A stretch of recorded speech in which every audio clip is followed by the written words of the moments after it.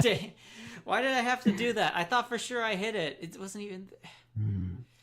Okay, so it should be that. That should dang.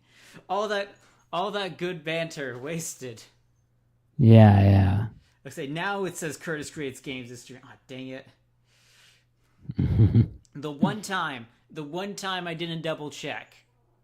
This is how you get OCD. This yeah. is how it happens. OCD has an origin story. It's always the one time you don't check. The one time you Yeah. don't check that things go Yeah. awry. Yeah. Anyways, let's start this over real quick. Hi, I'm Curtis. I create games. This is James. He was telling me about pizza. Yes. I'm a musician from New York City, and I have very strong opinions about New York pizza and also New York bagels. I was just explaining to Curtis that it has to do with New York City's water supply.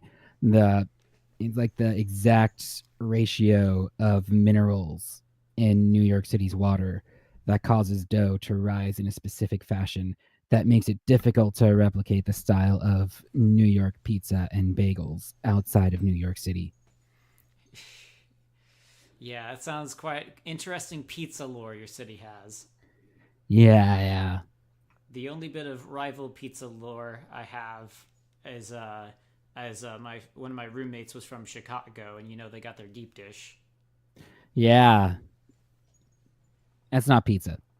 I'm sure it's delicious, but the cheese is under the sauce and there's like a mountain of sauce. It's just I just I'm not saying it's bad. I've had deep dish pizza before and enjoyed it, but it's just a different craving from what I consider pizza. Like Domino's. Domino's is also like prominent in New York, except people don't crave pizza and order Domino's. If we're craving Domino's, it's because it's 1 a.m. and we need a greasy snack. Hmm. People who crave Domino's want specifically Domino's versus craving pizza. You say, Yes. okay, that makes a lot of sense. As I mentioned before, I do not have a high enough standard to be able to appreciate it, but I will take your word for Mm. it. All right. Maybe one day Maybe. you'll come to New York and try a real slice of pizza, and your eyes will be opened, and your palate will just be. It'll experience new things that it's never experienced before, and you'll have Oh a no. whole new appreciation for it. Dang, that would be quite the deal. Yeah, come to New York.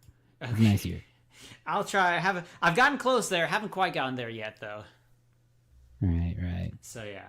Alrighty then, but I didn't ask you to talk about pizza, although You although did it is not. although it is quite an interesting topic. That is Yes. going to be that is not what I clickbaited in the thumbnail. So It is not. though real quick, I have to mention one of the people I did watch who normally does game videos like video game stuff, especially Nintendo stuff, out of nowhere decided to make a video. It's like, hey, I found a really good deal on burgers. You should get it. Just out of nowhere. And at first I was just like, this sounds out of place. And then I listened to it, it's like, oh my gosh, he's correct. I'm so jealous that this particular burger chain he's talking about doesn't exist in the area. It is kind of crazy though that they managed to work pizza into Tears of the Kingdom. Speaking Yeah. of, how about we talk Zelda? Yeah, Zelda. I was about to say because I there's of course the food thing in Mhm. Tears of the Kingdom and Breath of the Wild, and Yes. and like I Mhm. don't know, like there was like a special sense of joy upon finding out that you could get pizza in the game.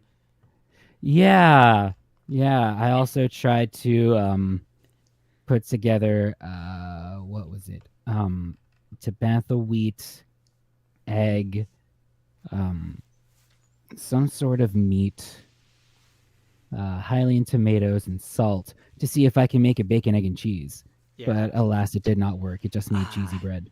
It didn't. That is sad. But yeah, there's a I like Mm, pizza. It's like it's also not just Tears of the Kingdom. It's like pizza is like a sort of mhm. food that no matter what game it pops in, if you find out you can make it, there's like a sense of joy to it. Yeah, yeah, like petting the dog, Yeah, which is something you cannot do in Tears of the Kingdom. yeah.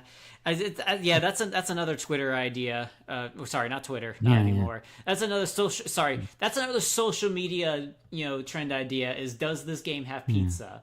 Well, because that Well, reminds me of the someone did a Smash Bros tier list based off of if the characters have eaten pizza or not, and I remember that this was uh, shortly after Tears of the Kingdom, and they're like, well, I was gonna say Link was a no, but thanks to Tears of the Kingdom, we do know that he does at least know what pizza is, and if you so choose, you can make him eat it. yeah, yeah. So yeah, I had a similar response to. See, I feel like I would have a similar response to burgers, but like burgers are like a kind of a bit more modern food. So like they're harder to find in like more fantasy or like medieval games. Whereas Yeah. like I mean, pizza's just pizza, on the cusp of like yeah, pizza is pretty modern. Don't forget, tomatoes are a New World vegetable. yeah, yeah, So they did not exist in Italy prior to the 1500s. yeah. Hmm. Yeah, but also like I think partially like tomato or sorry, not tomato. Burgers have more of a modern connotation because they do seem to be very much an American thing. Yeah, America being a newer country in the grand scheme of things. sandwiches in general, I feel, are pretty modern. Yeah. So, were there Yeah, I any forget when sandwiches in Breath of the Wild or Tears of the Kingdom? I know we get I bread, but don't like think so. Yeah, yeah, there's plenty of bread. There is wheat. Yeah, I don't think there's any there's cake, sandwiches. but no, Yeah, but no there's cake. sandwiches. Hmm. Yeah, yeah. Flatbreads have been a thing for a long time. Hey, Hmm. cow. She she's here. Oh, I'm referring. Cool. Are you by chance referring to? Oh, my brain can't think of it right now. Uh,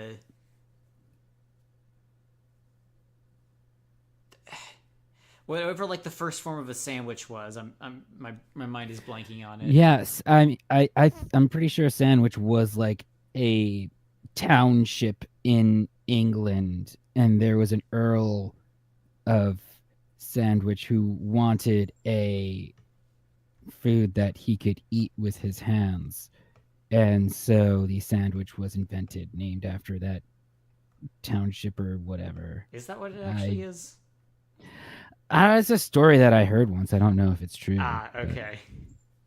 yeah, I was that is an interesting tale at the very least. yeah, yeah. Alrighty. But yeah, no, as far as I know, no sandwiches in Zelda just yet. Just yet. We got smoothies. Echoes of Wisdom gave us We got smoothies. smoothies. Yeah. Yeah, yeah.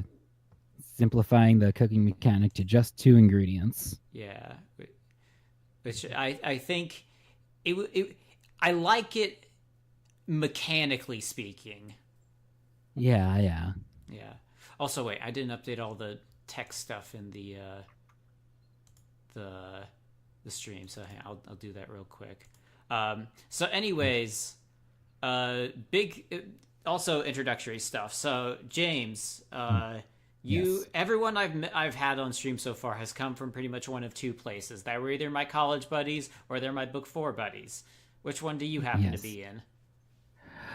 I am in a mysterious third category where I never existed to begin with. Oh, okay. Yeah, yeah. I am the music director for the Book 4 Air Restoration Project, and the head composer. Um, I've written the majority of the music for the project. Well, written or arranged. Yeah.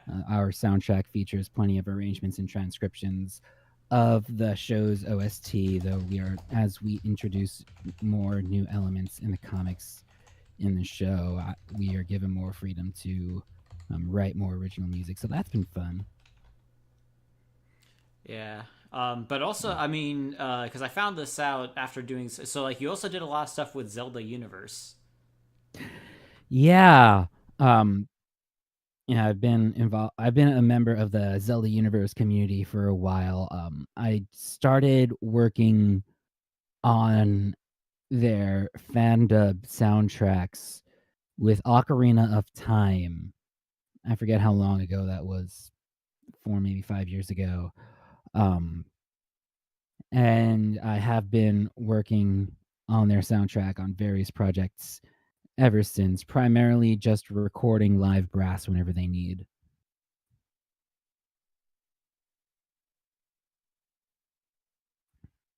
Yeah, Zelda Universe, lots of good people in that community.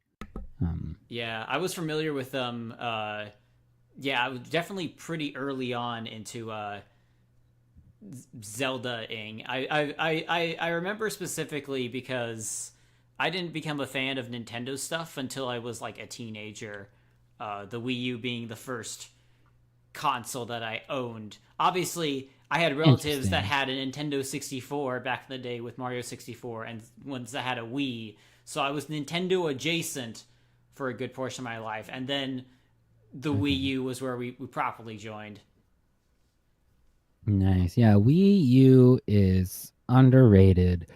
That two screen uh, setup hardware had tons of potential that went unexplored. And I mean, I do blame Nintendo for failing to market it properly and failing it to design it for a modern audience. I recall um, in the Wii U's initial presentation, they advertised it as being able to compete with the PS3 and Xbox 360, which were current at the time. And then the following year, um, Sony and Microsoft announced the PS4 and Xbox One respectively, and Wii U's hardware became obsolete very fast. Yeah. And a lot of people still have a misconception that the Wii U was just the gamepad as like an HD add-on to the Wii. Yeah, that was a not the best move, but it seems they Yeah, learned, yeah. and we'll especially find out how much they learned when the Switch's successor console gets announced. Yeah. Um Mm-hmm.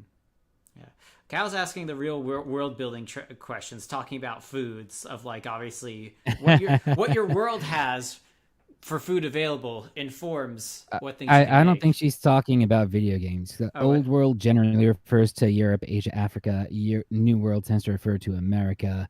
So just look, or the American continents. So she's Mm-hmm. talking about looking at history, thinking about when foods even could have been developed. Yeah, yeah.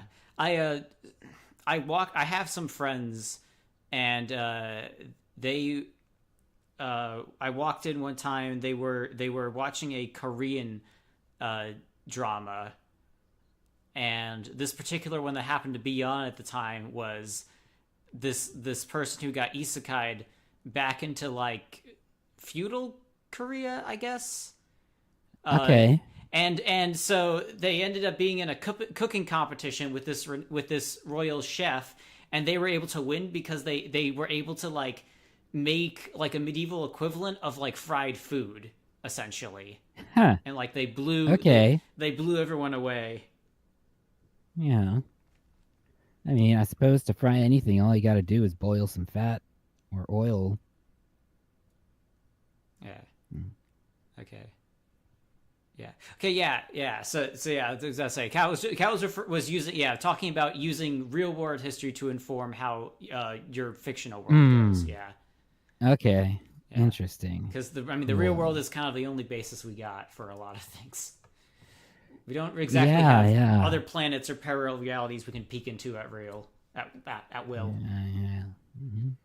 So yeah. Mm-hmm. Because and it's worth noting because in Breath of the Wild and Tears of the Kingdom, how it's just like wheat in that world comes from Tabantha, like in Yeah. the east section of the map. So that's a pretty Yep. And then you got like And Hylian rice that can kind of be found everywhere, but is much more yeah. prevalent in other Well, areas. I think Tabantha's in the west. What is it? Oh yeah, Because sorry, it's like, west. Sorry, I was yeah. picturing it in the west, but I said east. Yeah, East? I thought you said west. west yeast for the that's for that we make with the bread and the wheat. Yeah. We'd consider methods Mm-hmm. of preservation. Yep. There's a whole thing. All that stuff. Do they Yeah. have refrigeration? That makes a big difference. Yeah. Two biggest breakthroughs in cooking: how to warm it and how to keep it cool. Yep. Very. And once you got that, you can do. Which, coincidentally enough, that's a whole thing in Breath of the Wild and Tears of the Kingdom. You can cook food and then you can freeze it. Yeah. Hello, Rioma. What's going on around here? Yeah. So we were supposed to talk about Zelda, but we're talking about food and But we also are. a little We are Zelda. still. We're talking about food Yeah. in Zelda and talking about Yeah. the smoothie system from the Yeah. new game. Right. Yeah.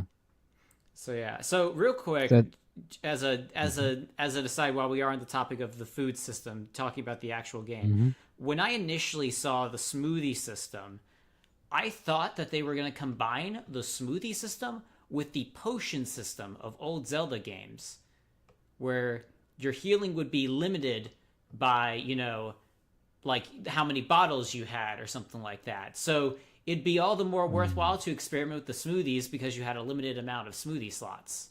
That's what I thought was going to be. I mean, you do have a limited amount of smoothie slots. Yeah, but it's like 20. But it's 20, yeah. It's But like you're only going to hit that limit if you're trying to create every recipe. yeah, it's like it's to the point where it's like it's still technically a limit, but like it's really not a limit. Mhm. So it's still very much had healing. You do not want for healing in Echoes of Wisdom. You got 20 smoothie slots. If you run out of smoothies, you have raw ingredients. And that's not even just to say you can't just literally plop down a bed anywhere in that game and sleep things off. Yeah. Yeah.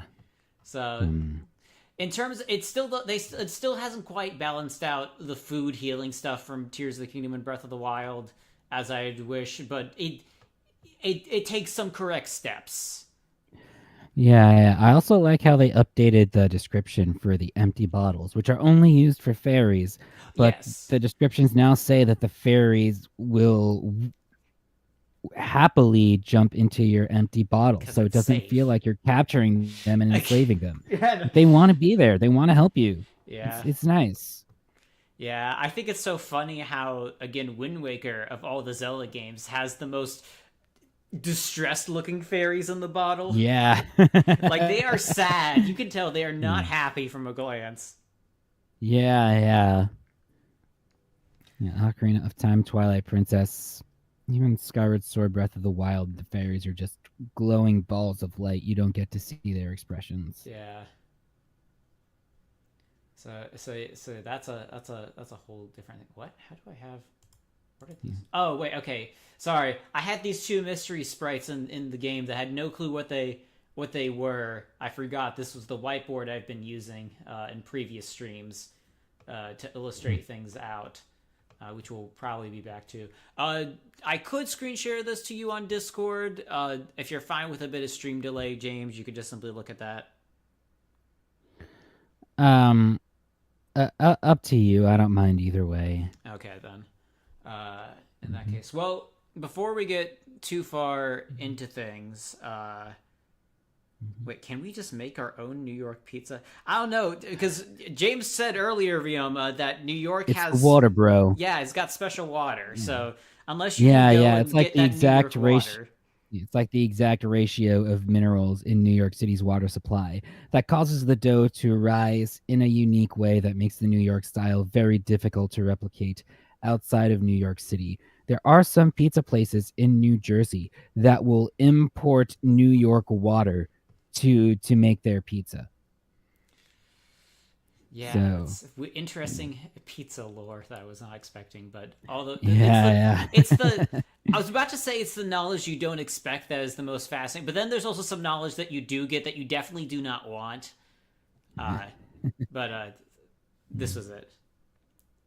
Oh, just the water whack is very, very, very whack. I was about to say, Cal, you better be calling yourself fat in a metaphorical sense and not in a derogatory one. Please do not do that. There are very few rules on this stream, but talking bad about yourself is number one. There shall be no such thing here. Now, I will say though, there is other care and thought that goes into ingredients and how the pizza is made, because you ask any New Yorker what their favorite pizza place is, what their favorite local pizza place is, they'll all give you a different answer.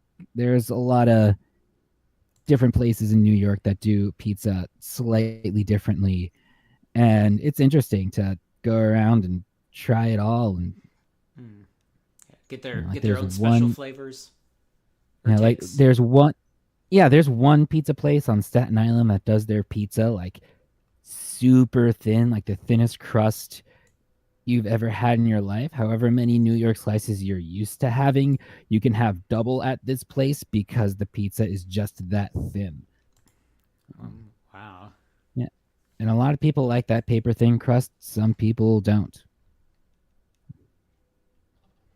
Yeah, But I was about to say I'm probably definitely more of a thicker crust person. yeah, yeah. Yeah, that's fair. Alrighty then. So, James, before we get too much farther into things, because I do plan on doing some stuff, you have actually not seen the game, I don't think. I have not. This is my first time checking out your channel. I'm so sorry. I just subscribed right before the stream started. Well, actually, I think you did find it, but you found the old one by accident, is what you did. Okay, I So, know you all. Is this the one that you sent me a demo of like a year ago? no, this is not the one. The old one Okay. is, which is why you got the Okay. old one. I had to. I stopped doing on that one because that one I tainted with the Dream SMP. So I shouldn't say tainted or whatever, but it's just like after literally that channel got like 100 subscribers of people that wanted like the Dream SMP content, and I knew I wasn't gonna give it to them, so I was just like, I just did it as a test for like the meme, and then they wanted they.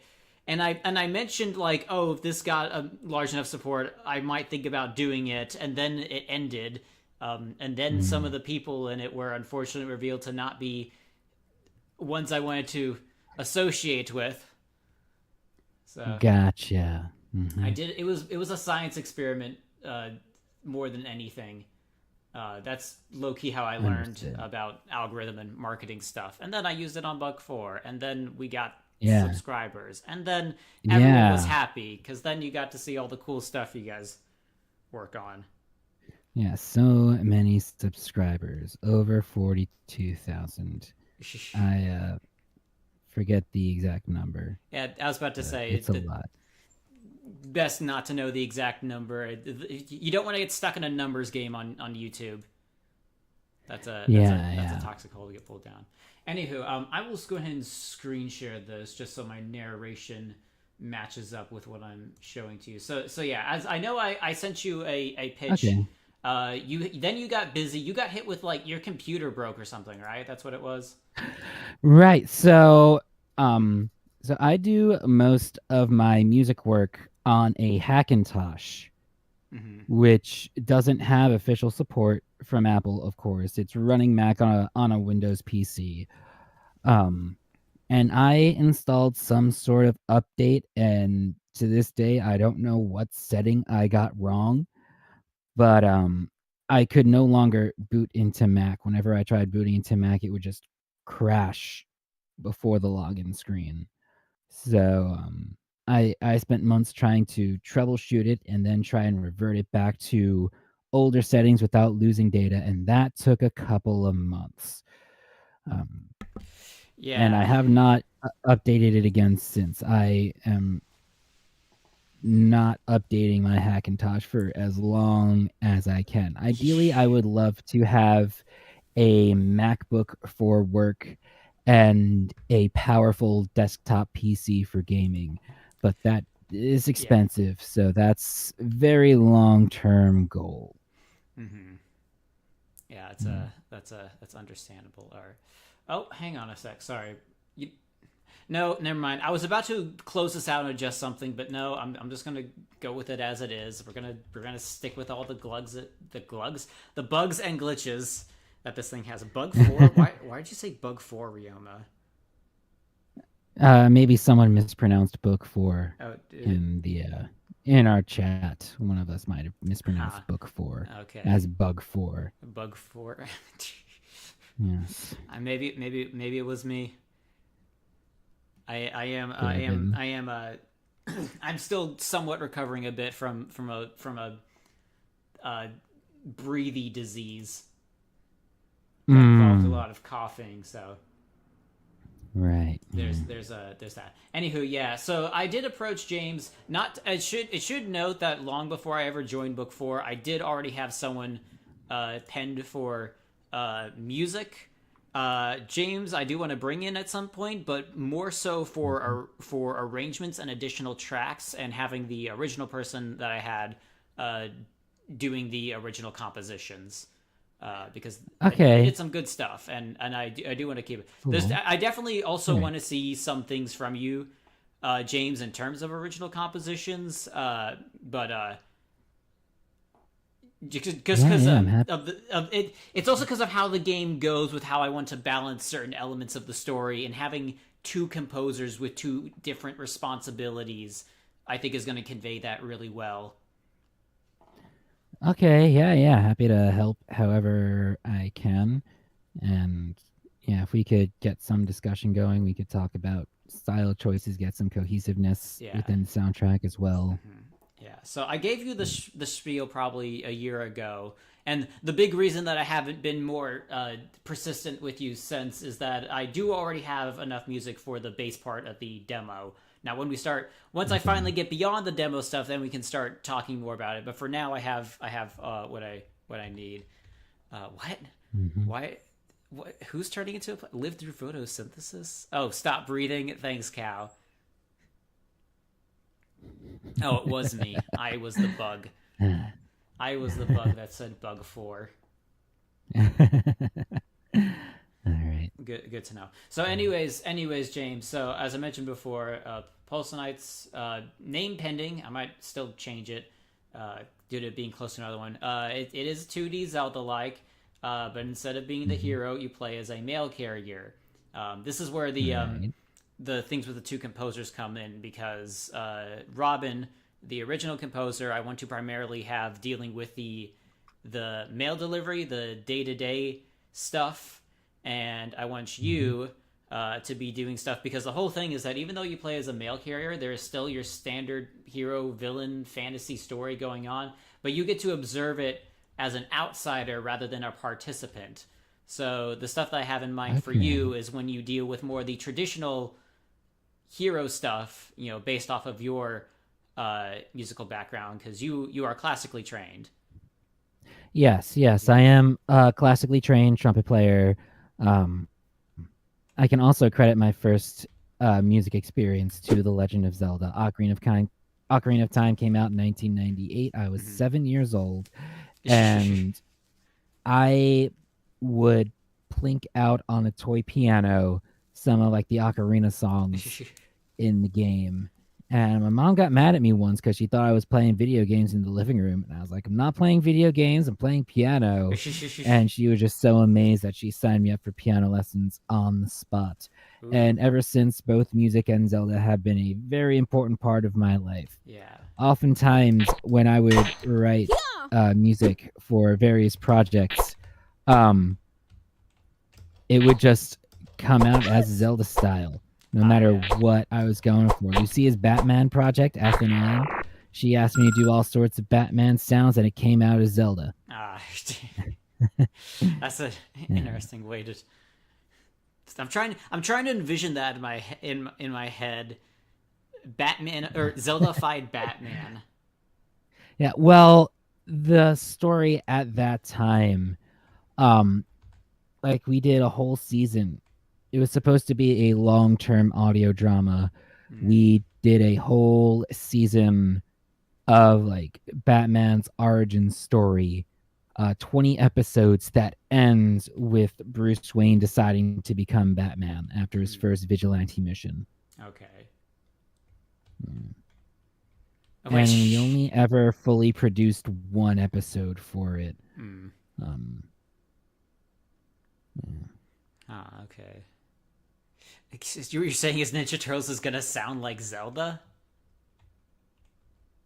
Sorry, what was that? I'm reading what Ryoma says. He's like, you're saying that Ninja Turtles is gonna sound like Zelda, is what Ryoma said. Oh, yeah. Probably. I mean,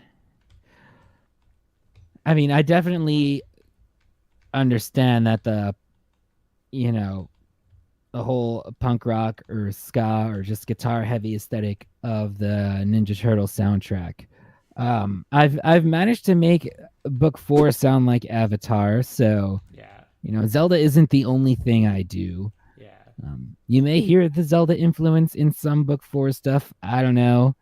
Um, but yeah, If I do turtles hear all the get to Zelda sound like turtles. influence, Don't worry. it's more of the non traditional If anything sounding gets Zelda ones, like stuff yeah, like if fire temples or stuff like that.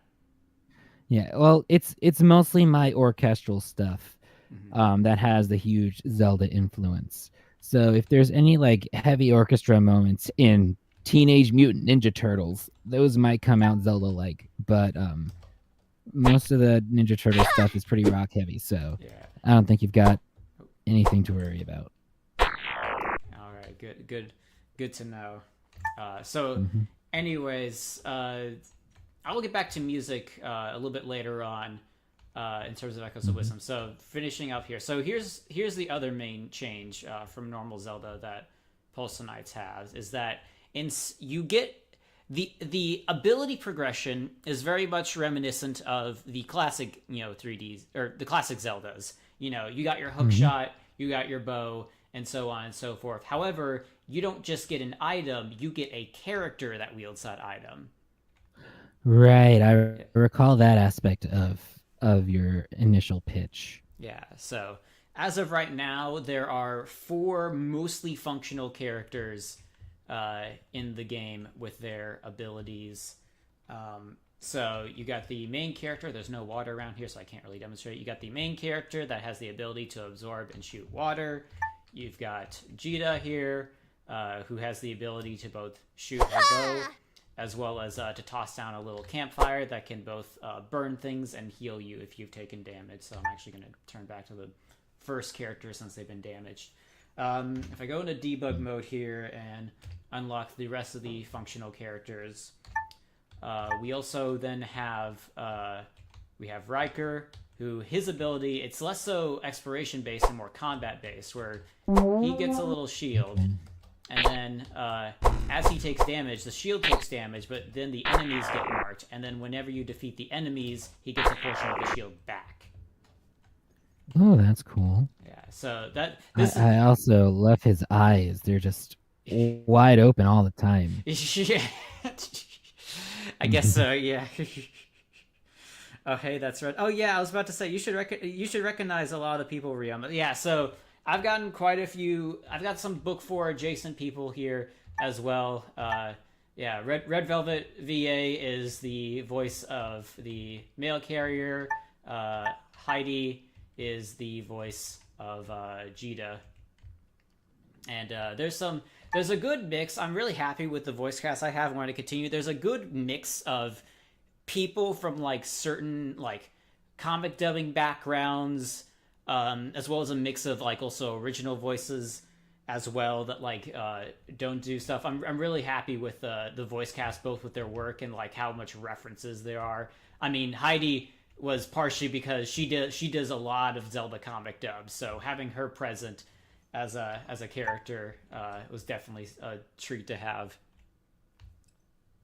Cool. Oh, hey, that's a new character. Which one? Which I was about to say, I feel like you've seen them all at this point, Ryoma. But yeah, Riker with the shield. Actually, the shield might be different. That might be why, because that's a relatively new addition. And then finally, we have actually, hang on, I don't want the shield up anymore. I'm gonna reset real quick. There we go. And then finally we have Sham the champion, who is our Link stand-in. I specifically Sham is voiced by Filsterman, who did a lot of stuff with Link, and I specifically told him to make his voice, at least not his normal voice sound Link like, but all the grunts they're very Link sounding. Let me get some of them in here. Nice. If you actually says stuff. There it is. Okay, there's one. Cool. I was about to say his deaths. Oh, actually, hang on. I'm gonna run him into these slimes over here. We're gonna kill. Sorry. Come on. Go. Death screen. Come on. Oh, some of them got stuck. Come on. Die faster, please. Okay, 2 more hits. 1. Okay, 3 more maybe. Okay, 1 more. Come on. There we go. Like, he perfectly captured the Twilight Princess Link death screen. Yeah. Or death screens, which made me happy. So yeah, there's that. So he's the hero character who you do encounter in the story, and you do some dungeons with him.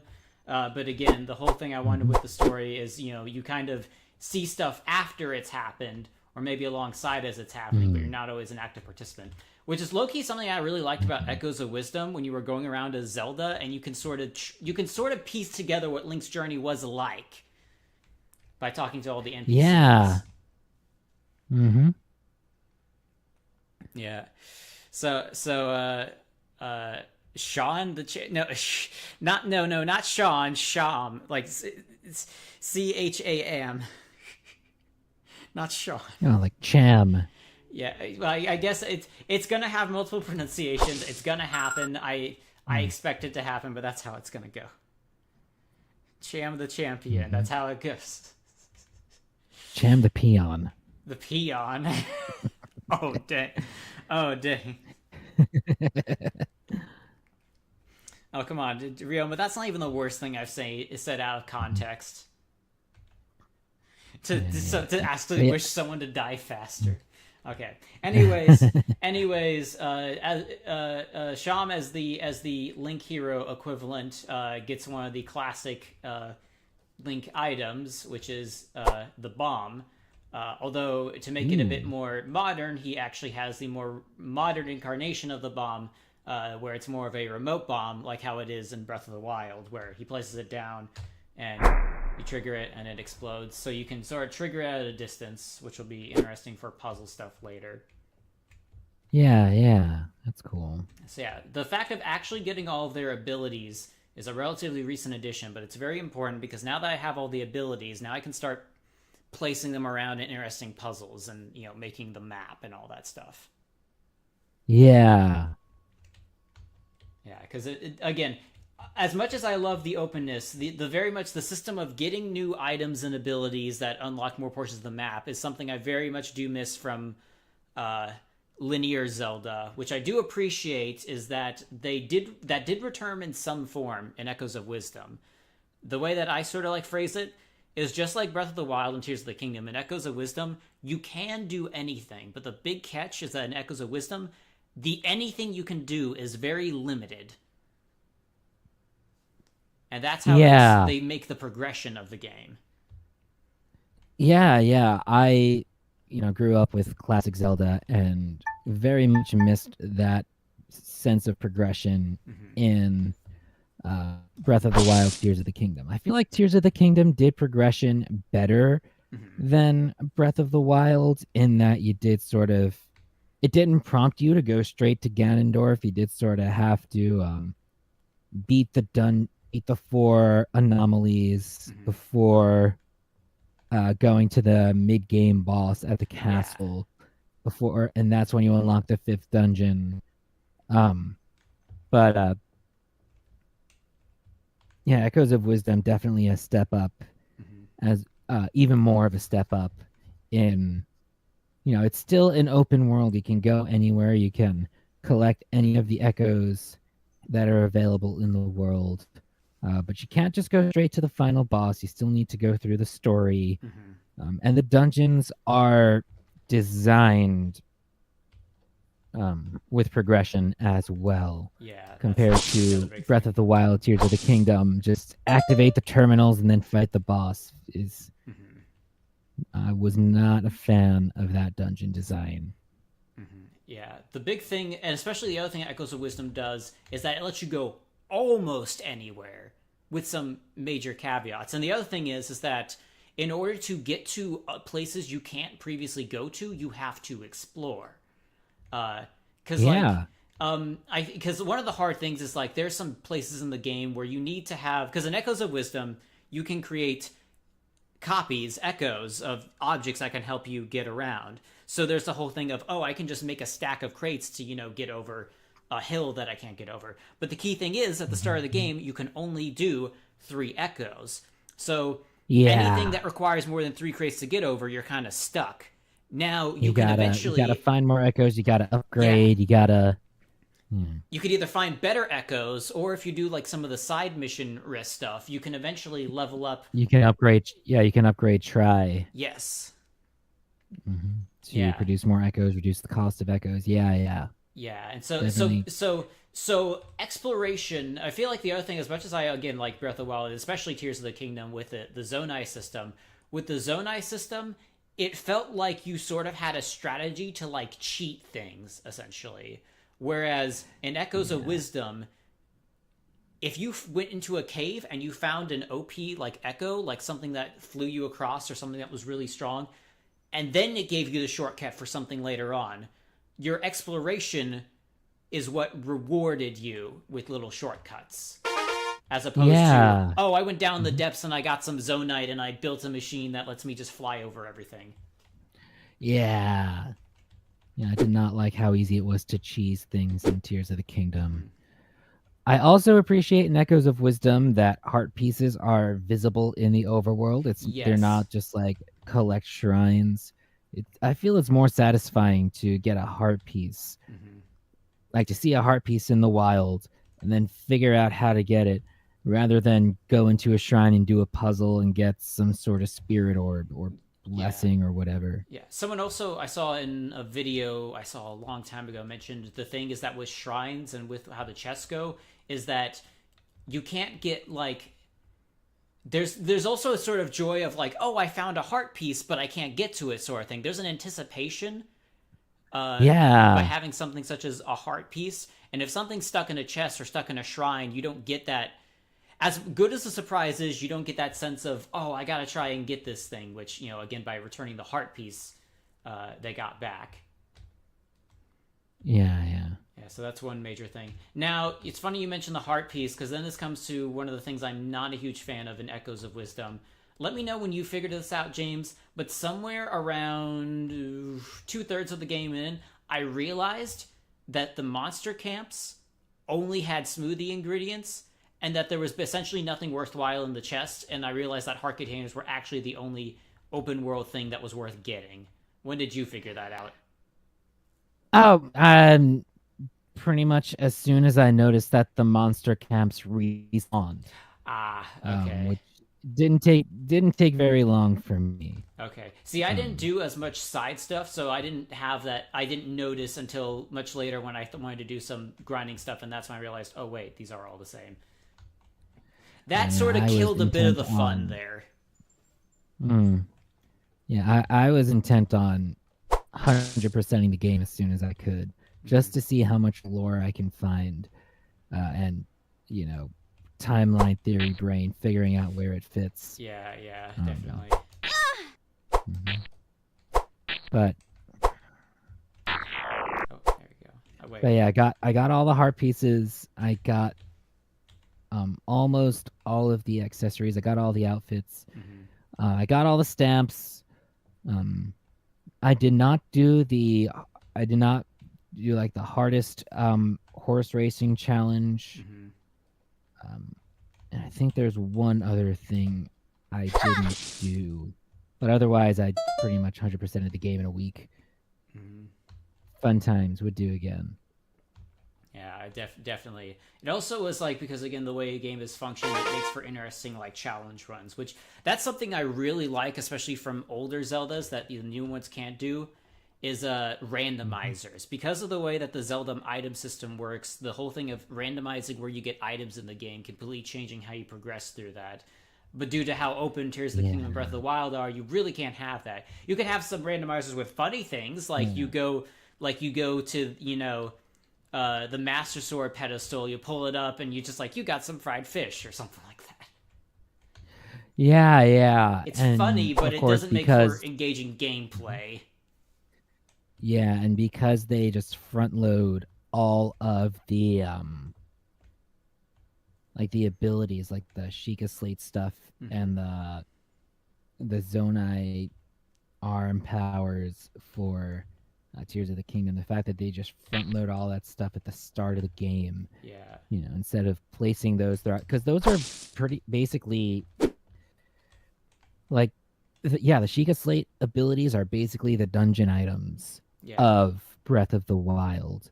And I guess it's the Sage abilities that are the dungeon items, quote unquote, for yeah. the for the Tears of the Kingdom Yeah, dungeons. more so Tears of the Kingdom because like the champion abilities have no interaction with the dungeons at all in Yeah, Breath of the well, not Wild. the champion abilities, the Sheikah Slate things. Like, I noticed a lot Yeah. more Cryonis puzzles in Va Ruta, a lot more Magnesis Mm-hmm. puzzles in Va Naboris, for Yeah. example. Yeah. Well, I was more so talking because again in Breath of the Wild you get like the healing powers, the lightning powers, and Mm-hmm. like the shield and the The go up in shield and powers. the Rivali's Gale. Yeah. Yeah, Hmm. yeah. And then but those aren't used at all Yeah, those are the dungeons. bonuses for completing the dungeons. Yeah, as opposed Um, to uh, in Tears of the Kingdom, where at the very least the champion's abilities are part of the dungeons and they have like some sort of function. yes. Yeah, because the sage accompanies you to the dungeon, and then your reward is that you can use their power throughout the world. Hmm. Now, as a fan of characters and like this, like having companion casts in games, which is very much informed by the fact that my first video game I really liked growing up was Lego Star Wars, and how that game has like a whole bunch of characters in it.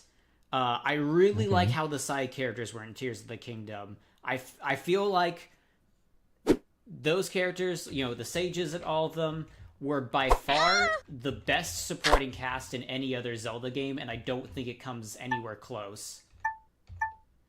Now, and I'm talking about in terms of both story and gameplay. I feel like you can argue one way or the other for some other games, especially talking about like the sages in Ocarina of Time, especially Hmm. Wind Waker as well. Uh, Yeah. but yeah, like I really do think that the way that the side characters were handled in Tears of the Kingdom from both story and gameplay combined was the best in Tears of the Kingdom, and I hope they do more like that. Yeah, that's fair. Mm-hmm. That being Yeah, said, there oh are sorry, games that do the gameplay. There are games that do the gameplay element better. There are games that do mm-hmm. the story element better. Like, I think Skyward Sword has some very charming side characters. Yeah, Twilight Princess as well has some pretty intense story. mm-hmm. Ocarina of Time as well. Those characters are very important to the story. Wind Waker, I feel, does better with the gameplay stuff. Yeah. Spirit Tracks, underrated. No, Um, yeah, I'm with you on that. I haven't even played it, that's and I really like Spirit Tracks just from Mhm. concept alone. Yeah, yeah. Spirit Tracks. Like first, um, scene of the or not the very first scene, but like right after the tutorial, it's like the villain takes over Zelda's body, and then Zelda's ghost is your companion, Yeah. and she is by far the best written Zelda in the franchise. Yes. Um, and yeah, she's like super Yeah. important to the story, but there are also elements of gameplay where Zelda Spirit will take over like an empty suit of armor and she'll Yeah. walk around in that suit of armor. Yeah. Yeah, definitely. Oh wait, oh yeah. PSA: Read the Twilight Princess manga. Yes, it is also on. I really do Yes. because I definitely think Twilight Princess was definitely my favorite of the pre Breath of the Wild Zeldas. Uh, oh Okay. wait, yeah, Ryoma, you are the troll chat, Ryoma. Yes, that is true. You are. Now I have a specific beef with Twilight Princess. Mm-hmm. Um, and that has to do entirely with the fact that it was the first game where I had my own computer with an internet connection Mm-hmm. and was able to follow the marketing. Because They it gave you mark expectations. Yeah, well, in particular, they marketed Zant so well. Like the first trailers of Twilight Princess, Zant was featured prominently, and all of the press, all of the websites were were complimenting Twilight Princess for being a brand new Zelda game that didn't feature Ganondorf as the main Or Ganon. villain. Yeah, like no Ganondorf, no Ganon. Zant is the main villain, and they're building him up really well. And then it came out in holiday 2006. I played it. I loved it. It's got some fantastic dungeons, some fantastic items, fantastic dungeon design. Gets rightfully criticized for the dungeon items having very little use outside their dungeons. Um, Mm-hmm. but they are still some of my like Twilight Princess Link is my favorite Spider-Man. But anyway, so I was playing and first act of the game ends. You beat the Lakebed Temple, you're in the Lanayru Spring. And then Zant is there. He strikes a blow to the Lanayru Spring Guardian Spirit. Um and then he sticks that crystal in Link's skull, turning him into his wolf form. Yeah. In the world of light, and that's when we get Minla's Lament, and that is one of my favorite. That is my favorite villain moment in the Zelda franchise. Mm-hmm. And then I beat the Arbiter's Ground, and the sages are like, "Hey, so how about that Zant? I bet he's kind of lame, and you're more concerned about where he's getting his power because it's clearly not." Like Zant himself ain't shit, and I'm like, "No, Zant is my favorite character in this game. I want to see more of him. Tell me more about him." And then he was like, "Oh well, so it's Ganondorf," and my heart sank. That was quite possibly, yeah, that was the first time where I ever felt betrayed by a Betrayal. game's marketing. And for a long time after that, I found myself unable to get hyped for new media because I was afraid of being let down. And I figured if I went in with a negative opinion and it was good, It would feel I'll be better. pleasantly surprised, you know? Worst case, it's as bad as I expect. Any other scenario, I am pleasantly surprised. Dang. That's a sad. That's a sad. So, For me, it was Batman versus Superman. But I get you, mm, dude. Man, that is sad. yes, Uh, Ryoma, you can quote me on that. yeah. Ryoma. Well, so I'm not going to mention too much here. Are you finally happy then after what? Almost 20 years of them continue doing something Ganon related. Are you happy then with Echoes of Wisdom and what it did with the story? Yeah, I mean, they were. I mean, the big thing about Twilight Princess was that they weren't honest with their marketing. And then Skyward Sword came and they made an active effort to say Ganon is not in this game. And then they gave us Demise, who strongly resembles Ganondorf. Mm-hmm. And then they've been honest with what, like, they haven't used Ganondorf as a twist since Twilight Princess. So I appreciate that.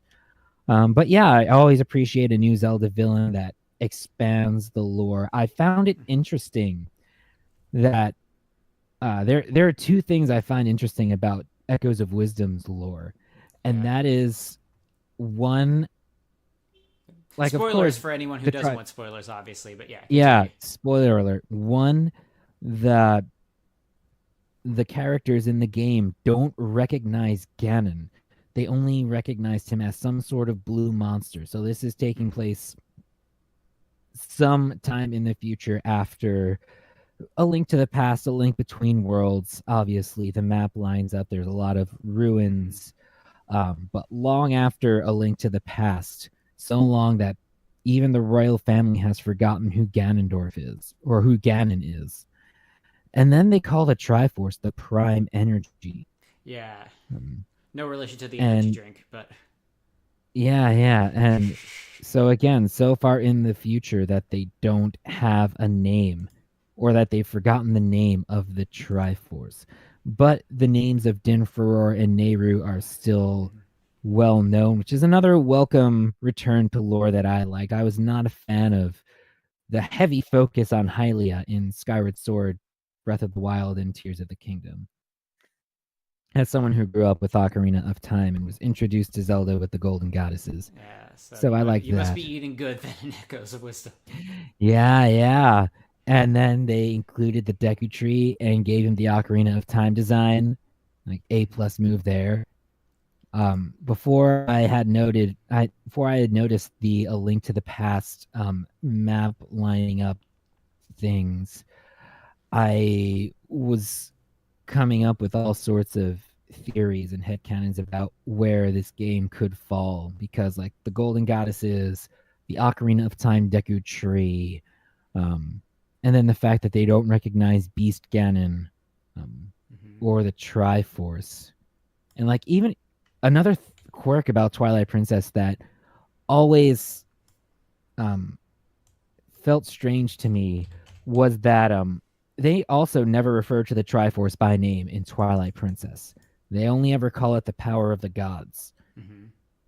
So that's something else I found interesting. So I thought maybe it could be like in Twilight Princess timeline, because they don't have a name for the Triforce Mm. and Beast Ganon is not a recognizable figure for them. Um, so, Yeah. but That is interesting. but no, the geography lines up with A Link to the Past too well. It's after A Link to the Past. Yeah, it's pretty definitive. It's interesting Mm-hmm. also. Someone mentioned how the way the map is designed makes it really feel like, oh, literally all of the other Zelda races were just off screen in earlier Zelda games. Yeah. The only exception being the Zoras, who were enemies throughout Hyrule in A Mm-hmm. Link to the Past and A Link Between Worlds. And we do also meet Zora leaders in both of those games, but not the Sea Zora, only the River Zora. Yeah, that was yeah. The fact that the people said like the towns and the people are much more lively in Echoes of Wisdom than in the other two. In the we need we need some sort of encompassing name for Breath of the Wild and Tears of the Kingdom. Some quick way to refer to them. The Wild Era. The Wild Era, sure, Wild Era games. Yeah, Wild Era Yeah, games. yeah. Now, obviously, that's in a post-apocalyptic destroyed Hyrule, so some of it is Hmm. kind of understandable. But even so, in that game, it was just like there's one Zora place, there's one Goron place, there's one, uh, you know, Rito, Rito place, Gerudo, and then there's like Sheikah. the Gerudo, and then Mhm. there's one Sheikah, and then there's like one human place. Like it's very much like everyone just has their one place, and it feels kind of There's a flat. couple of human places. Oh yeah. There's Hateno Village, there's Lurlin Oh Village, yeah, sorry. Yeah, there's so yeah, the Highlands they get two grand ones, and then and they get a grand total of three in Tears of the Kingdom because you also get Lookout Landing. yeah. Yeah, but be alright. Cal could take over. Okay, sure, Ryoma. Um well, I feel like Echoes of Wisdom isn't that different in that regard, Mm-hmm. but because it's a smaller map with less space between settlements, Mm-hmm. it feels more connected. Yeah. Well, I'm more so talking about like the variety also once you get there at those places. Uh because um they're just I don't know, there feels like there's a lot more going on at the places. One of the things is of course the Zora of course obviously has their two distinct tribes. Um Right. um And it's also like oh, there's one other thing that made it feel more I'm drawing a blank, so feel free to move topics because I don't think I can actually remember what I was going to say. Maybe the Farron ones, because I think there was. Oh yes, no, yeah, because actually having a race in Farron with the Decus. Yeah, yeah. Yeah, yeah, because yeah, the Decus they haven't been around for a while, like a long, long while. Yeah. I believe Deku Scrubs were first introduced in Ocarina of Time. Before that, it was just Land Octoroks. Yeah, but there was also like what was it?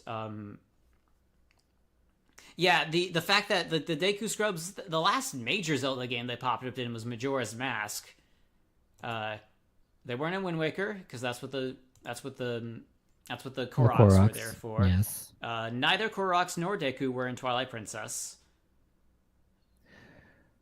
Were there Dekus in the Oracle games? I was about to say maybe so. I haven't done maybe in Minish Cap. It's been a long time. Yeah, I think they were in Four Swords also somewhere. I remember seeing it, but they definitely were not in any of the 3D games because you had the Kikwis in Skyward Sword, and then Koroks in Breath of the Wild, Tears of the Kingdom. So the Dekus again, they haven't been. This is their first 21st century appearance in a 3D Zelda game. That's kind of weird. Majora's Mask was 2000. That's 21st century. Sorry, let me rephrase that also. So I should say 3D graphic Zelda game. I should also say because Echoes of Wisdom is 2D. Yeah, well, it's top down. It's yeah. So I guess I should also say my other thing is like it's also the first time the Dekus have been on a home console.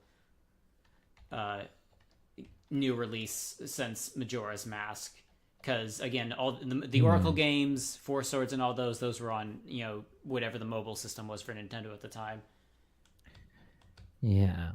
So yeah, that's how that was. So yeah, it was good to see him. Yeah, because just having more places that had people in it, just because of how Breath of the Wild and Tears of the Kingdom had so many ruins in it.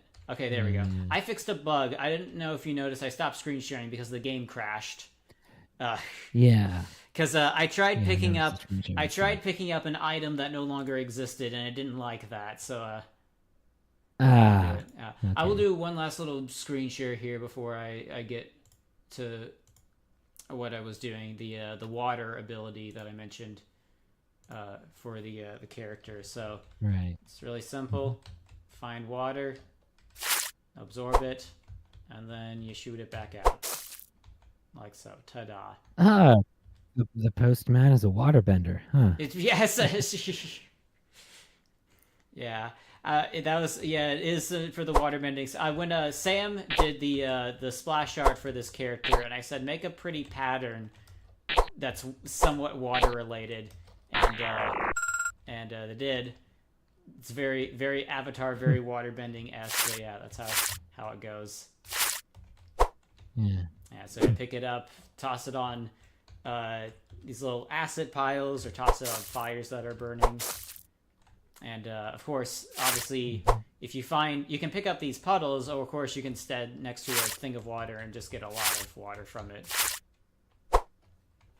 That's how it goes. So I'm really wanting to play with some, because one thing is the game devs coined the element system in Breath of the Wild and Tears of the Kingdom, this chemistry system, like this idea of this is made out of wood, it burns, it's on fire, but fire can be put out by water, but water conducts electricity. This whole thing of the elements having this array of gameplay and puzzle elements to them, which did return in quite a few ways in Echoes of Wisdom as well. Like the burning stuff is pretty much still in as it was in the other games. You can burn things. Some of the echoes are made of wood. That affects things. Mm-hmm. Some things float in water. Some things are light and can be tossed by the wind. So all that's there. And again, like the way that you can explore, like to find enemies and devices that do all the different gameplay elements So like it's sort of like you Yeah. can find fire at different points in the game depending on where you explore around. Hmm. Like whether or not you found I like feel the like Zelda's had. or what?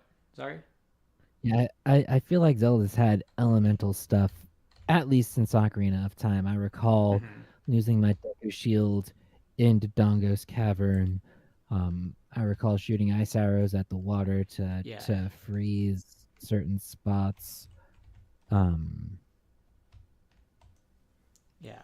One thing, well, because it's so they flirted with it. They didn't quite full commit to it. I remember the yeah, first time that I realized that they're actually playing a bit more with it was in Skyward Sword, because that introduced electricity into the mix, and the big thing that did is because always in the games, in at least in Ocarina of Time and Twilight Princess, you get a wood shield, but you're going to want to upgrade that wood shield because it burns. That was one of the big things, is that your shield would burn. yes. Hmm. And then, so Hmm. it was always once you got your shield upgrade, you never went back to wood. But then Right. Skyward Sword introduced electricity, where it's just like, okay, you can upgrade the metal shield, which won't burn, but it will shock you because of the electricity. And so then you had reason to go back to wood, Right. depending on the location you went Right. to. And then they Hmm. had like some sort of They had the in goddess between shield. version that had like, Yeah, they had the goddess. that's what it was called. Yeah, they have the goddess shield that can resist both fire and shock, and also replenishes its own defense over time. So Yeah, if you overuse it, it will break, but as long as you can maintain it, it will replenish itself. yeah. And so, And and then then finally, the at top the end tier of was the a Hylian shield. y- yeah, yeah, after a boss rush, you get the Hylian shield, which I find hilarious that Skyward Sword, Breath of the Wild, and Tears of the Kingdom hold the Hylian shield in such high regard. When in Ocarina of Time and Twilight Princess, you could just buy it in a store. Yeah. Yeah. So the nostalgia stuff, they got to gatekeep the nostalgia. That's how it goes. Yeah. But yeah, so that's a again how also it's interesting to see how they reintroduce elements throughout the series and how they're adapted for different gameplay. Like seeing bomb flowers pop back up in Tears of the Kingdom and the Yeah. way they were done. Yeah, yeah. Yeah, I Yeah, also like especially because they got rid of remote bombs. yeah. Mhm. I guess the idea is that bomb flowers are, I guess, are kind of a seasonal thing. They don't grow year round in Yeah. Hyrule. Yeah, well, another thing was that part of the story is that like the debris falling, the Zonai debris falling from Yeah. the sky opened up new caves, and bomb flowers are only found in caves. So Oh yeah, that's Hyrule was right. just Hyrule was just one hot day away from Just being blown to smithereens yes, it would. Yeah, pretty entirely. much. So yeah, that's a whole different timeline. Where's the exploded Hyrule Yeah. timeline? uh, I was about to say, the that reminds me. So we got Breath of the Wild got its own timeline. We got the weird time travel stuff that was introduced in Age of Calamity, and now we got the exploded Hyrule timeline. Yeah. That's how it all goes. Quick detour though. Just so I want to ask you because we were talking about villains and having villains is a big thing in Echoes of Wisdom. Thoughts on Aster Aster. from He Age of was. Calamity? Yeah, yeah. I like him. He's got a cool design. Mm-hmm. Um he's got it. I mean, vanilla motive. Just bring back Calamity Ganon. Yeah. But his methods were interesting. The way he managed to push the Yiga clan, who were faithful to Ganon, Mm-hmm. away, um, struck me as Yeah. interesting. I will say though, he's a bit too Fire Emblem for my Too. taste. You know. Because I mean, you Yeah. think of your typical Fire Emblem villain, it is some dark priest trying to revive the ancient dark dragon. You Mm-hmm. know? Yeah, okay, yeah, I can see that, but he definitely was like a good experimentation with Zelda villains, especially because he's technically the first voiced Zelda villain, because Breath of the Wild doesn't really Yeah, have a villain, or rather, sorry, Master Koga didn't get a voice in Breath of the Wild, so right. Yeah. he's the first one that we really hear. Also, how he was defeated. I liked how they handled that. That was a ooh, because that Yeah. was a bit dark. That's one of the more darker things of the series. It's very much in line Yeah. with how Zant was handled in Twilight Princess, except it was the reverse. Or actually, Yeah. I guess Yeah. both, because Zant both went out like hard, but also like did what he did to Ganondorf, whatever that was. Yeah. But it was a Yeah. Yeah. so yeah. Okay. Interesting here. But yeah, Mm. I'm curious to see what they do with villains going forward. Quick side tangent. Splatoon. Splatoon has its own Ganondorf equivalent, and without getting too much into the lore, um, they seem to be showing that they're willing to move on past their Ganondorf equivalent. So, depending on how their next Okay. game goes, I wonder if maybe some other Nintendo series will follow. Heck, they did that with Metroid and Ridley. Metroid's proven they're willing to move past Ridley, so Yeah. I mean, Ridley still appears as a secondary villain in a lot of games, mhm. though.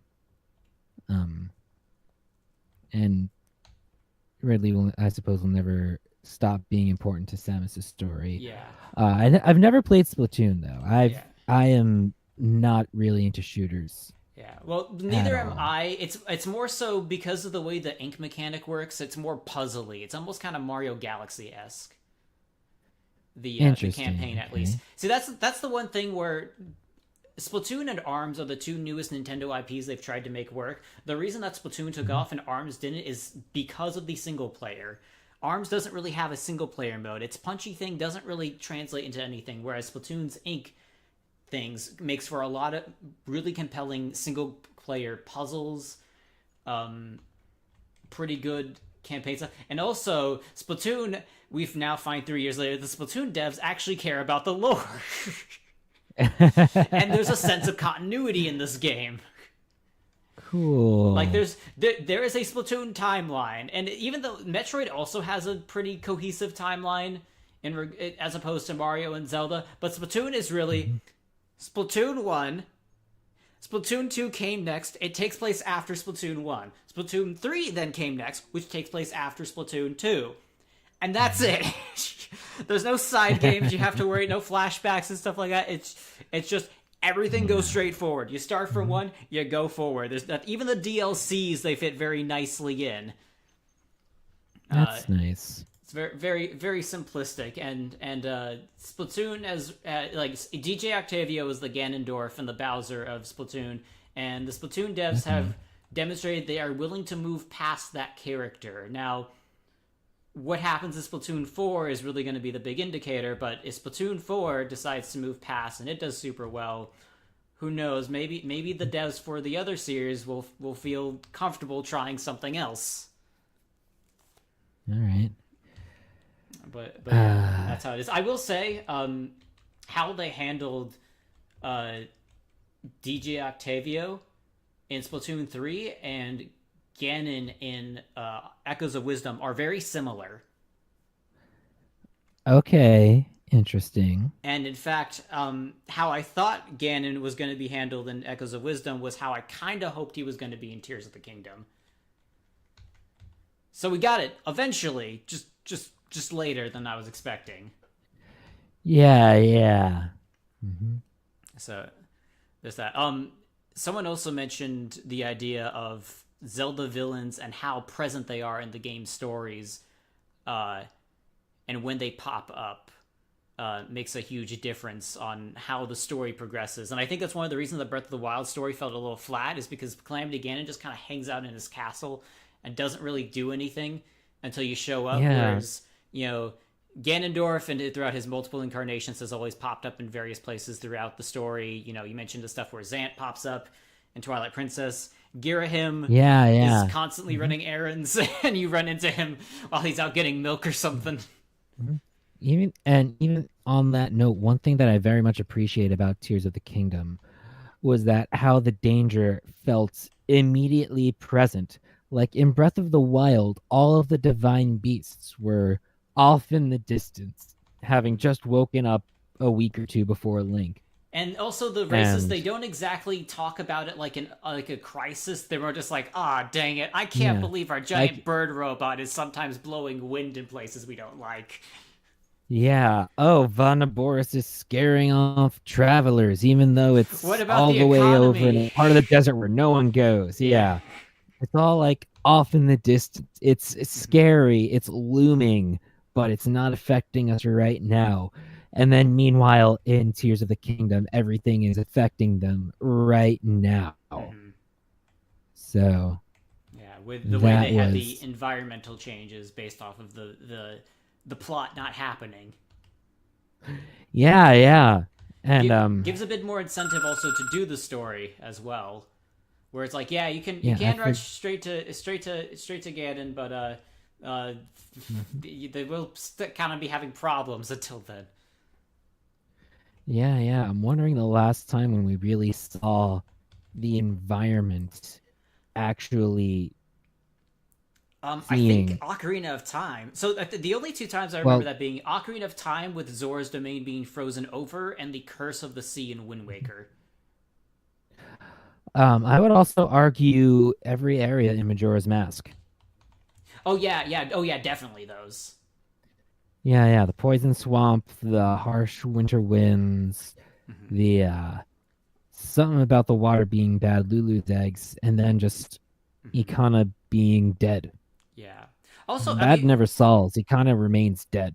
I was But about to say, even so, well, even the areas, the pockets of Twilight in Twilight Princess. So yeah, yeah, Skyward yeah, yeah, Sword we was do get was that. the oldest one that didn't have any environmental changes, which you kind of saw with the Calamity ooze Mhm. in the Wild era games, Yeah, but the Malice. yeah, the Malice, uh but the Mhm. rifts in Echoes of Wisdom, I think they were also another good way of like having, where you conquered Yeah, areas of the world that were troubled. yeah. Again, it makes the threat look immediate and present, which Hmm. is something that Breath of the Wild didn't have, and Tears of the Kingdom did pretty well too. Yeah. Yeah. So one thing, yeah. So one thing I just particularly want to talk on in terms of like the story, the dungeons, and all of that, which I think that Echoes of Wisdom did perfectly, is the Yes. Ec- structure of how you get things and how you progress through the dungeons and story. Where I yeah, think with yeah. this one they hit the sweet spot of linear stuff that keeps you Uh, going forward, but also giving you a lot of freedom to do things. yeah, yeah, Yeah, 100% yeah, agree. yeah. Echoes of Wisdom definitely hit all of the right notes for dungeon design for me. Hmm. Definitely felt like they crafted the dungeon to actually be a puzzle to solve Yeah. and stuff. All right. While we talk about, I'm gonna pull up the whiteboard here and screen share you for that as an Ooh, illustration. whiteboard.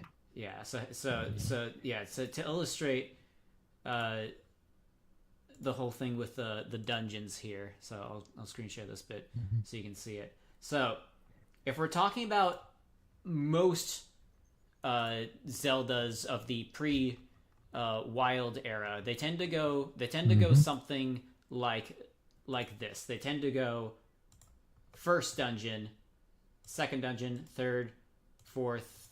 So it's like they have like what this many, actually maybe one more dot too many. Hmm. They have like this I many dungeons here. You yes, have if we're talking yeah, if we're talking about the order of mhm. dungeons, that can vary from game to game. Yeah, well, more so. Like So, like, you've got your beginning dungeon, right?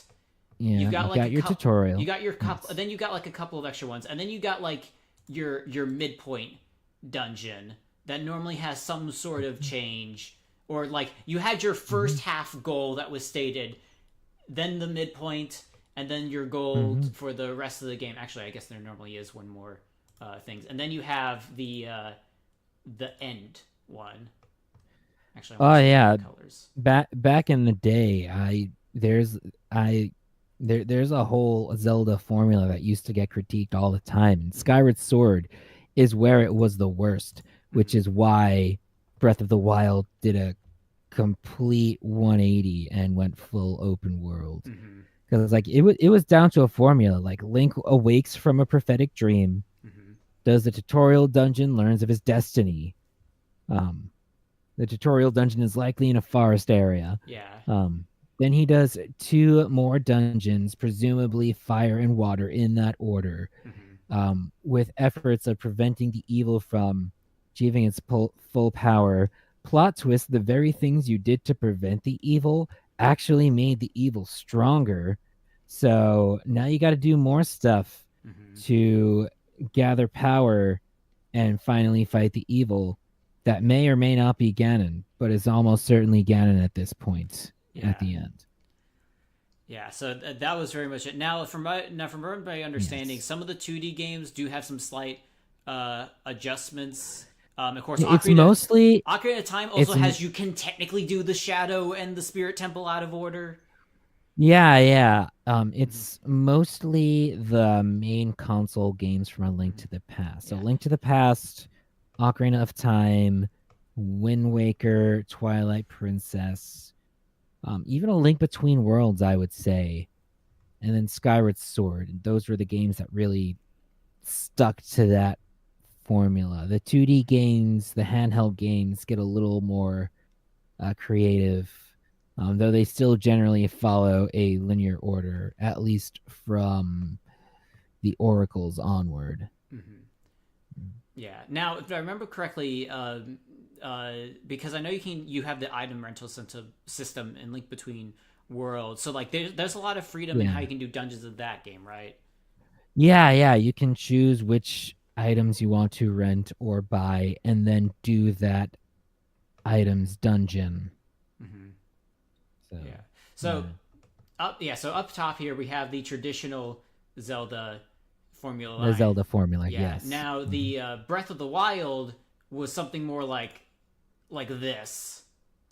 Like there's just these four ones kind of sitting around here that you could hang on. I'm actually gonna draw on some lines in here. So like Yeah.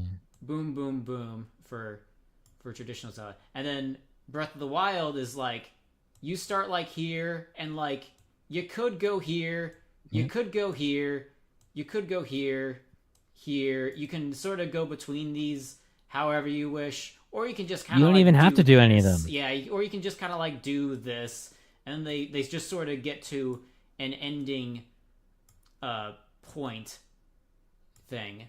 Mm-hmm. Now, Yeah. which Tears of the Kingdom sort of made this a bit more linear by having you spend a little bit more time in the tutorial, having that fifth dungeon that you either need to do all the story stuff or at least do enough shrines that you can stumble upon it organically. And then Mm-hmm. the fact that the ending of the game had much more, because in a in Breath of the Wild, it's just you get to Ganon, you start the fight, and the game ends, sort of thing. Whereas Mm-hmm. Tears of the Kingdom forces you to go through a bit of a gauntlet beforehand, as well as the boss Yeah, fighting arena I'd before that. yeah, I'd say that's about as much of a dungeon as Hyrule Castle, except it doesn't give you as much of an option to skip it. Mm-hmm. Yeah, but also it's like because also Hyrule Castle you could sort of approach it from any direction, whereas the ending for Tears of the Kingdom is much more. There's only one way you could Yes. possibly go, so it allows them to have some more Yes. memorable set pieces. Right. Yeah. Mm-hmm. With how that goes. And then, as from my understanding, Link Between Worlds, and then of course Echoes of Wisdom has this method of progression, where you've got your starting dungeon, then you got your optional dungeons that you could go for, and upon completing these, then you get the midpoint dungeon, then you get more options of dungeons, that you can go to, and then you got the final dungeon. So there's freedom, but there is also bottlenecks that you do have to do some things before you can continue on. Yeah, yeah. A Link to the Past was like that too. I think the first three were in a specific order, but then after you did Hyrule Castle and Unlock the Dark World, I think you have some freedom to choose your dungeon order Mm-hmm. from that midpoint to the end of the game. Um, but yeah, in particular, Wind Waker, Twilight Princess, Skyward Sword, there's not really much you can do to affect your dungeon order. Mm-hmm. Yeah. Now, with that being said, uh, this is sort of the order I'm wanting to do dungeons in Pulsar Nights. So one of the big things that I especially like with Echoes is the fact that Echoes of Wisdom, just like Tears of the Kingdom and Breath of the Wild before it, do give you most of your abilities at the beginning of the game. The difference is that you don't stop getting them until you finish a proper dungeon in Echoes of Wisdom. That just feels a lot better than as much as I like the Great Plateau and all that stuff, I feels much better getting your final main ability you need in a dungeon. Yeah. Instead of just out in the Yeah. open world. Yeah, yeah. Especially getting them all front loaded at the start of the game. Mm-hmm. And again, the whole thing is that as you complete dungeons and side quest stuff, your echoes get more powerful by you being able to create more, to be able to hold more. Some of them Yes. costing less of the And little also, pieces to use. and also just by being able to collect the more powerful echoes. Yeah. Like you could seek out one of the expensive echoes early game, but one, you won't be able to create enough base level bokoblins or moblins Mm-hmm. to fight them, and two, you're not going to be able to use it until you upgrade try enough to actually be able to use the cost. Yeah, you can only use 3 echoes mid game. So if you find across something that costs you 4, you're gonna have to Yeah, wait. You're yeah. gonna have to get good, get good at the I will game. say I don't think I ever found an echo that was too high cost for me to use at that point in the game. I think I was pretty good at upgrading, at leveling up try Yeah, I played. quickly enough. Yeah, I played it myself, of course, and I saw a few other people's playthrough, and I only saw one instance of a person that got an echo that they couldn't use, and it was one of the Wizrobes from. I think what they did Right. is they went to Pharaon first, and they found it in the open world before they beat a dungeon. So they didn't, because normally by the Hmm. time you beat one of the dungeons, you have enough to Yeah, get the because fourth all one. the dungeons level up try Mm-hmm. a full level. Yeah, but that one did not. So yeah, so the structure. So again, and in a similar vein, so that leads to what I want to do with this game, with the ability. So you get a lot of the abilities at the start, but you don't get most. You don't get all of them. One of the key things I also do want to have is that progressing the story to the particular dungeons will still get you more abilities. So you'll get a lot at the start, but you won't get all of it. Going through the dungeons will get you characters with different abilities, and sort of the way I'm going to have it done here is you'll have your starting dungeon, and very similarly, Mhm. there's not going to be a mid thing. It's going to be your starting one, uh, your 4 choices of dungeons, and then your ending dungeon at the end of the game. Is the Okay. structure. Now, with one small other little twist, remember how I said there's not going to be a midpoint dungeon? Yeah. Like it was in Zelda games. There actually is, but the midpoint dungeon is going to be structured in the game where after you beat one of these, then you can go to it. Okay. Is how it's going to be. So you do have to do the midpoint dungeon in order to go to the final dungeon.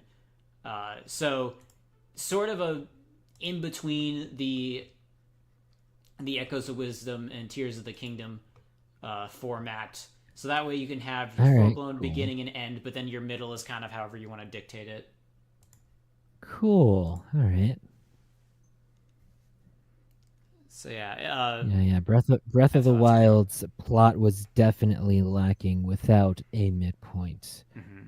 Um, Something so that changed how things went. I do like also though small things is Koga uh was sort of stuck in one of the dungeons in Breath of the Wild, but in Tears of the Kingdom he was separate from the dungeon, so he could sort of progress his thing at his own thing, and he wasn't yeah, stuck with them. yeah. Breath of the Wild. He was at the end of the Yiga hideout, and then he fell down into the chasm that they just happened to keep in the Yiga hideout Mm-hmm. for reasons. Yeah. And yeah, it was fun seeing Koga explore the depths with the Zonai tech. Mm-hmm. Mm. Yeah. Also, it's worth noting he got a lot better as a villain too, especially like the whole thing of like how he's very much silly for most of the game, and then he gets to the end, he's like, okay, nah, I'm not doing this anymore. I'm the leader. I'm the leader of this secret death cult ninja organization. And I'm gonna start acting like it because you're really trying my patience. Yeah. His final defeat is still kind of silly though. Yeah, yeah, the defeat, yeah, but at the very least, him as a character, like, it's I can much more easily believe now that he runs the Ninja Death Cult organization. Well, granted, I got more so that from Yeah, Age of yeah. Calamity than anything, but at the very least, if we're not counting that, at the very least with Tears of the King, it's like, okay, I can see, I can see the that he can get serious if he wants to. Yeah. He's not stuck Hmm. in Goofy land. I don't know about uh, you, but I was kind of I'm kind of tired of Zelda villains being primarily goofy. Now, I shouldn't say I shouldn't say getting tired of because it's not done too much. It's mostly because of the games that I've played. Uh, Yeah, I'm trying to think how many Zelda games have villains that are that goofy. yeah, well, so what I mean more so is villains that are not played like as serious as Ganon, I guess should be the thing, and mostly because a lot of the characters are somewhat secondary for it. Because because Zant was pretty serious until the end, which sort of feeds into what you were saying uh, Yeah, yeah. But before. even then, Zant, as his final breakdown, while it comes across as kind of silly, I mean, we still got to see him at his most threatening and intimidating, and we get to see his mental breakdown. Like he's not Yeah, being silly for the sake of being silly. He's being mm-hmm. silly because his world is being destroyed, you know? Yeah, yeah, Like he's silly because he's desperate, while Koga is silly because he is written as a joke, you yeah, know. yeah, and like I think the thing that did it for me with Zant is that was the last we saw of him. So he was serious, and then he ended off on that, which sort of did it. Yeah. Whereas, especially Girahim isn't 100% like serious, but the thing is that he's consistently unserious throughout the entire time. He jokes with you. Yeah. He toys with you Yeah, quite a but bit. he's never not like he's also never not threatening Yeah, yeah. despite his He's both jester at the like same time. appearance. Yeah, yeah. Yes. So yeah, he feels like he could easily just go serious and go after you, defeat you on a dime, to change it. Yeah. That was it. Whereas again, like I said, Kogo was. It took him two full games to lock in. It took him two full games Yeah. for him to lock in.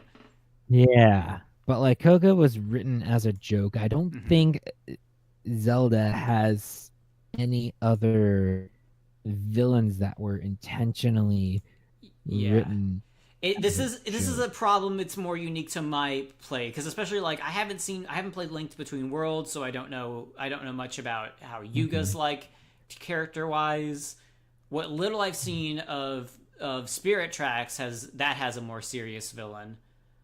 Um, Yeah. they exist, but I just haven't been able to experience them for myself yet.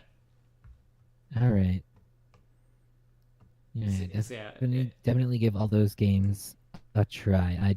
I recommend every Zelda game I've ever played. Skyward Sword is a bit too linear. Like the dungeon design feels, and the overworld design feels very hallway. Like the sky in Skyward Sword is very empty, yeah, and then the surface is very claustrophobic. It's this weird dichotomy they've got going on. They could not strike a balance mm-hmm. in either location.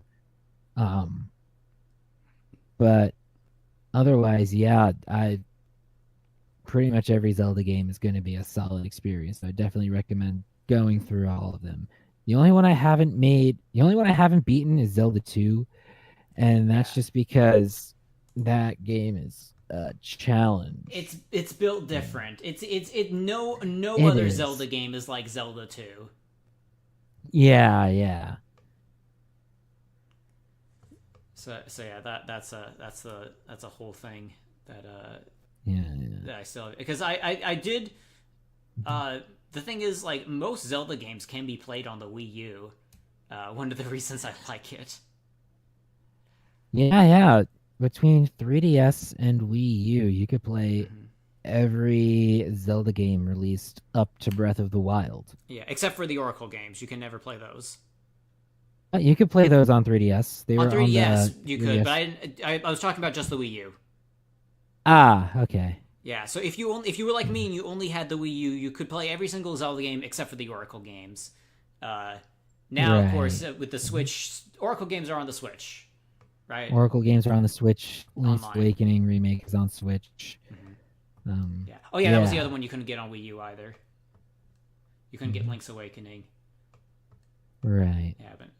Then it was remade on Switch. So yeah, I do want to get it. Many of the straggler Zelda games are kind of on a lower tier. While I try to get to some more mainline games like Final Fantasy VII. That's next on the list after Metroid Prime 2. Once I finish that, Gotcha. because I want to get through the Prime game since I know 4 is going to come out. Yeah, yeah. I tried binging through the Prime games very recently. Mm-hmm. But like I got very far in Metroid Prime 3, and right now I'm on an escort mission, and I try like a dozen, at least 5 times, maybe not a dozen, but at least 5 times to do that escort mission, and I've since given up, and I'm not sure if I'm gonna pick that up again before Metroid Prime 4 comes out. Okay. Understandable. Yeah. All right. What I was about to say, because you played. I was about to say, because you obviously you play the Zelda games and some other Nintendo stuff, but you're not. How would you describe your gaming habits? Most of my life I've been a Nintendo fanboy. It sort of worked out in my household growing up where I have 2 brothers. My older brother consistently got the PlayStations. My younger brother consistently got the Xboxes, and I consistently got the Nintendo consoles. Um, my older brother only ever played sports games on PlayStation though, and my little brother only ever played shooters. So, Not but much yeah, variety it's you got. mostly Nintendo titles for me. Every now and then, I would get my older brother gave me his PS3 after the PS4 came out, but I haven't touched that all that much. I got a gaming laptop a couple of years ago, so I've only recently started getting into the realm of PC gaming, and other assorted third-party titles. But otherwise, not much outside of Nintendo. Okay. Yeah. I was about to say I like experimenting with a lot of different games because it's worth noting that I have a Nintendo, or I have of course Wii U, Switch, and PlayStation 4, uh, an Xbox 360, and then of course whatever I can get my hands on PC.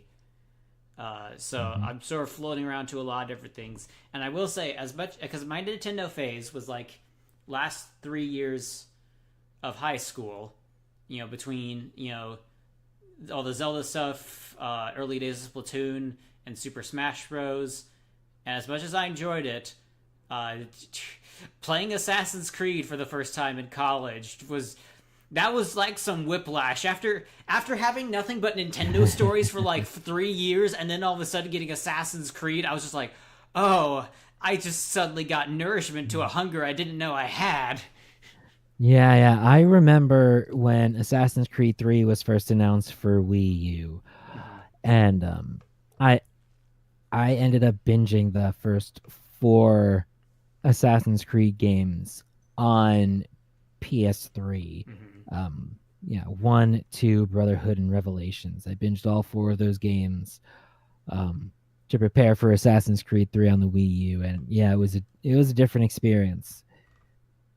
Yeah, then Wii U got Assassin's Creed 3, and then we got Assassin's Creed 4, and then Assassin's Creed was never released on Nintendo again, Uh, which honestly completely fair because Wii U did not sell. yeah.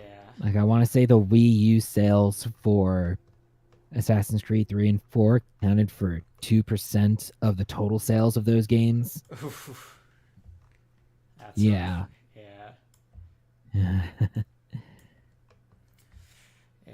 Well, so yeah. Oh, I should. I also, and then of course the Lego games, and then somewhere within the Nintendo phase came Batman Arkham City. Uh, Yeah, Arkham City was um it has a fantastic Wii U port. I consider um the Wii U Armored Edition of Arkham City to be definitive because of all of the touchscreen mechanics. I've since gotten the other arc. I've since gotten Asylum and Origins mhm. on Steam, um, and the Wii U version is the Wii U Arkham City is still my favorite Arkham game to play because of all of the gamepad mechanics. There's a lot of little things like Ah, the yeah.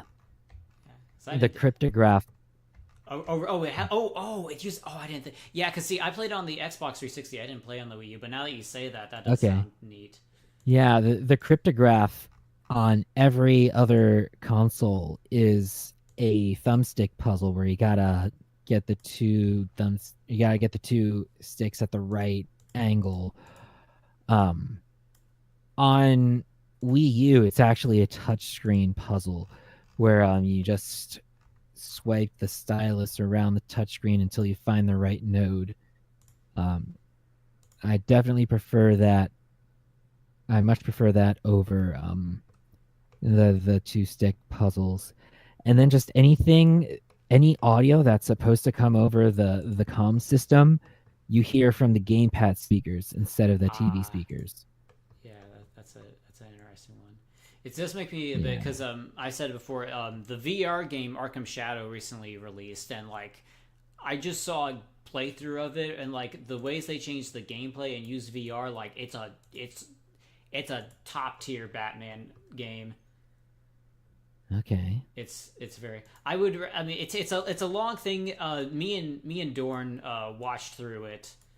Someone's playthrough, specifically someone's playthrough who wasn't speaking, uh, for immersion's sake. But yeah, Arkham Right. Shadow.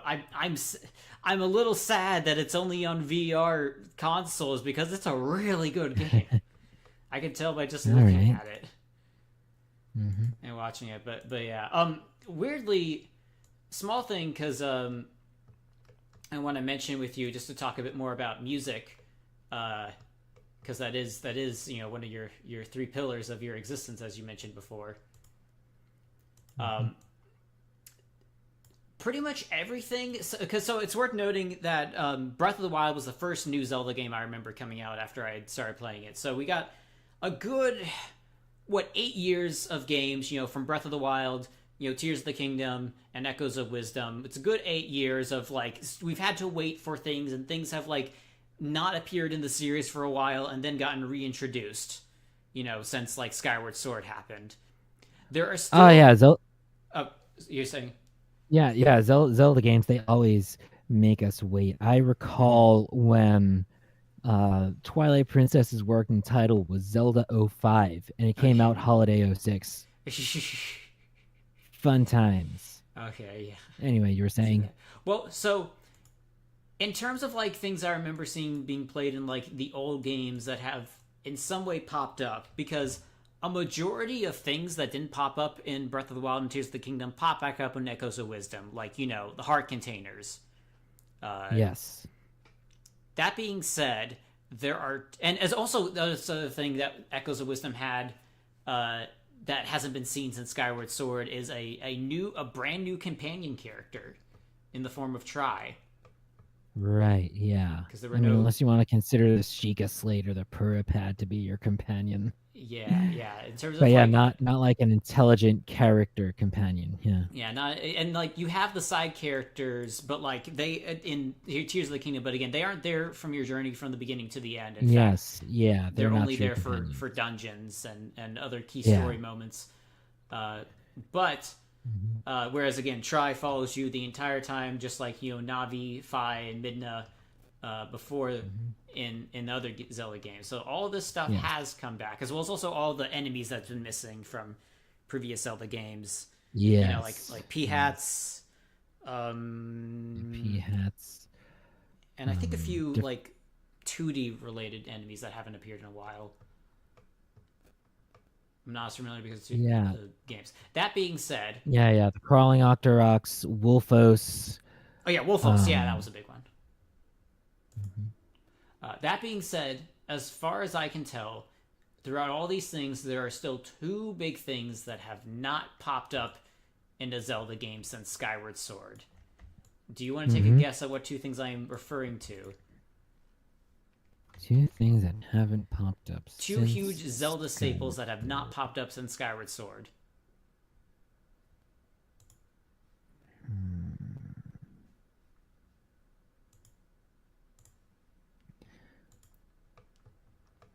I'll give you a hint. One of them relates to your expertise.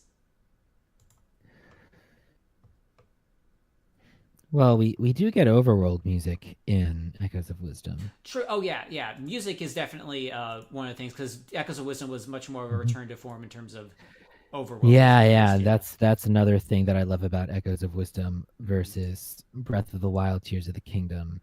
Ocarina of Time, Hyrule Field, still one of my favorite songs of all time. Yeah. And the fact that I understand why they didn't use overworld music in Breath of the Wild and Tears of the Kingdom. Yeah. Well, we got some more developed jingles in Tears of the Kingdom, but I get why they didn't do it in Breath of the Wild. It fits the atmosphere perfectly, but I felt it was a huge missed opportunity to not have an exciting theme to incentivize the players to explore. Yeah. Also, actually, that being said, is that I used to be on board with the musical style of Breath of the Wild and Tears of the Kingdom, how they did the overworld, until I heard the soundtrack for Genshin Impact. Because Genshin Impact has the same, at least in most areas, has that much more quiet musical tone that they were going for in Tears of the Kingdom. But the compositions were a bit more structured, and they were much more memorable.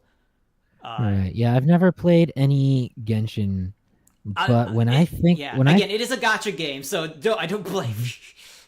There's better things to spend your money on.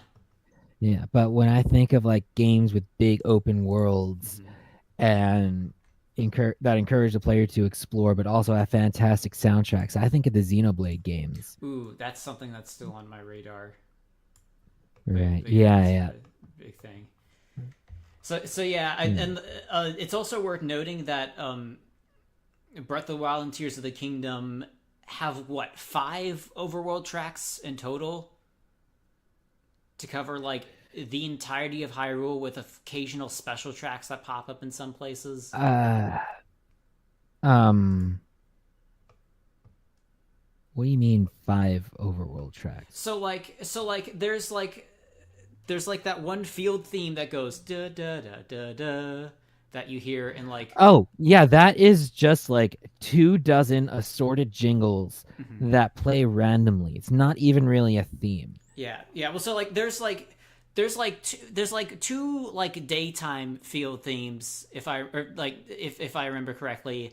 There's like one nighttime version. There's the versions that are on horseback, and then there's one for like the desert, and there's one for the desert, there's one for the mountains, and there's one for Right. So, the yeah, so there's volcano areas.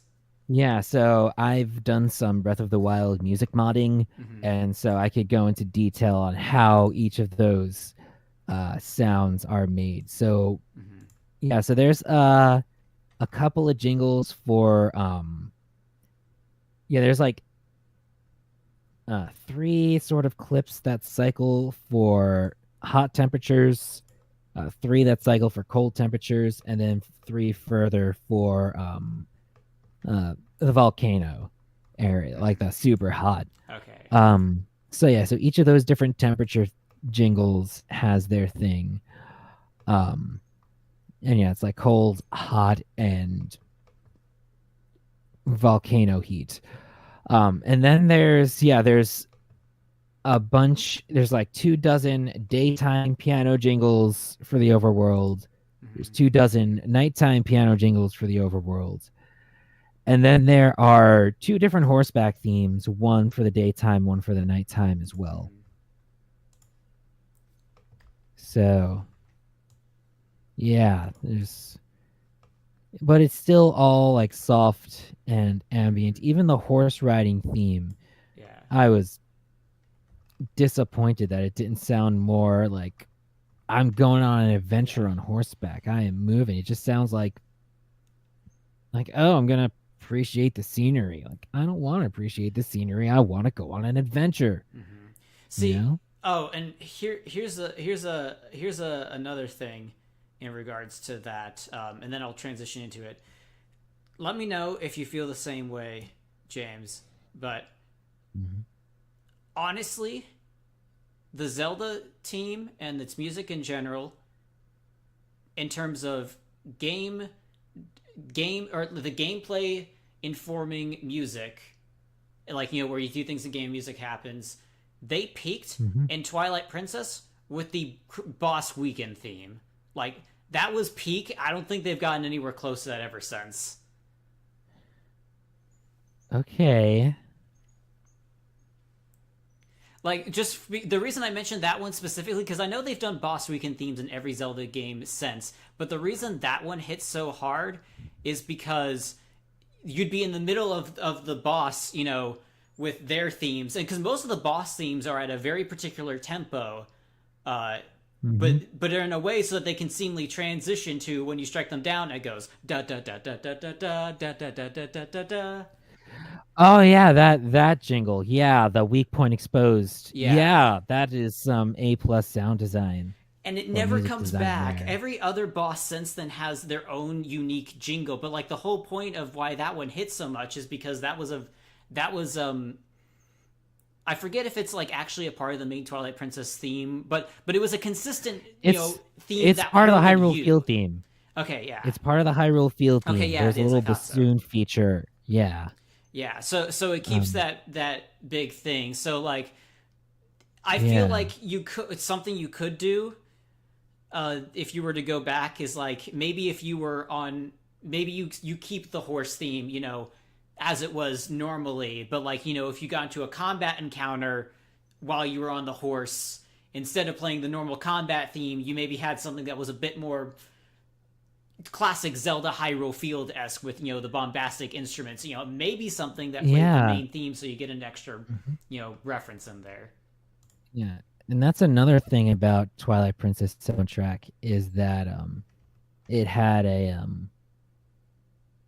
like the Hyrule Field theme was the orchestration is scaled down if you're not riding your horse. Like you just Yeah. get the accompaniment very little melody um, Yeah, you don't get the trumpets compared on it to until you riding get it on on the your horse. horse. Yeah, right. Yeah, yeah, Yeah, that's definitely another detail I really liked. Um, yeah, yeah. since then, there's a lot of good dynamic music, especially in the other Zelda games. Since then, Hmm. and I think it's really interesting, um, especially when you get. Oh, actually, you know what? I'm not going to go down that rabbit hole because we're already at the 2 hour mark, and I tend to keep these around 2 hours. I just want to finish. Okay. I want to finish the two things because you mentioned the return of the traditional music, which technically three things. Well, Yes. actually, no, Yeah. no, because that is something that came back in Echoes of Wisdom, and I was referring to things that still haven't come back even after Echoes of Wisdom. Um, Right, right. I'll Well, you mention, said it was my expertise, so my yeah, first yeah. thing I'll get was to the one to your overworld music. expertise last because it's the longer point, and since it's more thematically tied to again why you're here today. The one Right. thing that still has not returned in any form since Skyward Sword, hook shots. We still have not seen them Hook in shots. any way, shape, or Yeah, form. yeah. And I thought hook shots were a perfect rune to have in either Breath of the Wild or Tears of the Kingdom. According to the game developers, they didn't work that well, but even so, part of me is like, really? Did Yeah. they really not work? Was there really no way? Mm. I was about to say like you couldn't even like put like the hook shot in like Tears of the Kingdom as just like a thing you could get for fun, even if it's kind of outweighed in its usefulness by the glider and like ascend and the climb stuff. Yeah, yeah. Well, I think they were afraid that it was gonna break climbing, but like Revali's Gale breaks climbing. Yeah, All of the machines you can build in Tears of the it Kingdom yeah break also break. climbing. Yeah. So that was kind Mm. of weird that's the hill that they were gonna die on for that specifically. Yeah, yeah. So yeah, we don't get hook shots in Echoes of Wisdom either. Yeah, well, And also, we anything can to just like to build an a equivalent either because yeah, like the closest hookshot equivalent is like those floor thingies that can send you across distances, but even so, you those are not limited by if they can attach to something. yeah, yeah. You could also just build a bed bridge literally anywhere. Yeah, yeah. So again, hookshot. I Mhm. feel like, and although to be fair, hookshots probably, if they were gonna be in any of the games, they probably wouldn't have been in Echoes of Wisdom. Like that's the one where I'd be Right. like, yeah, I get why they weren't in this one.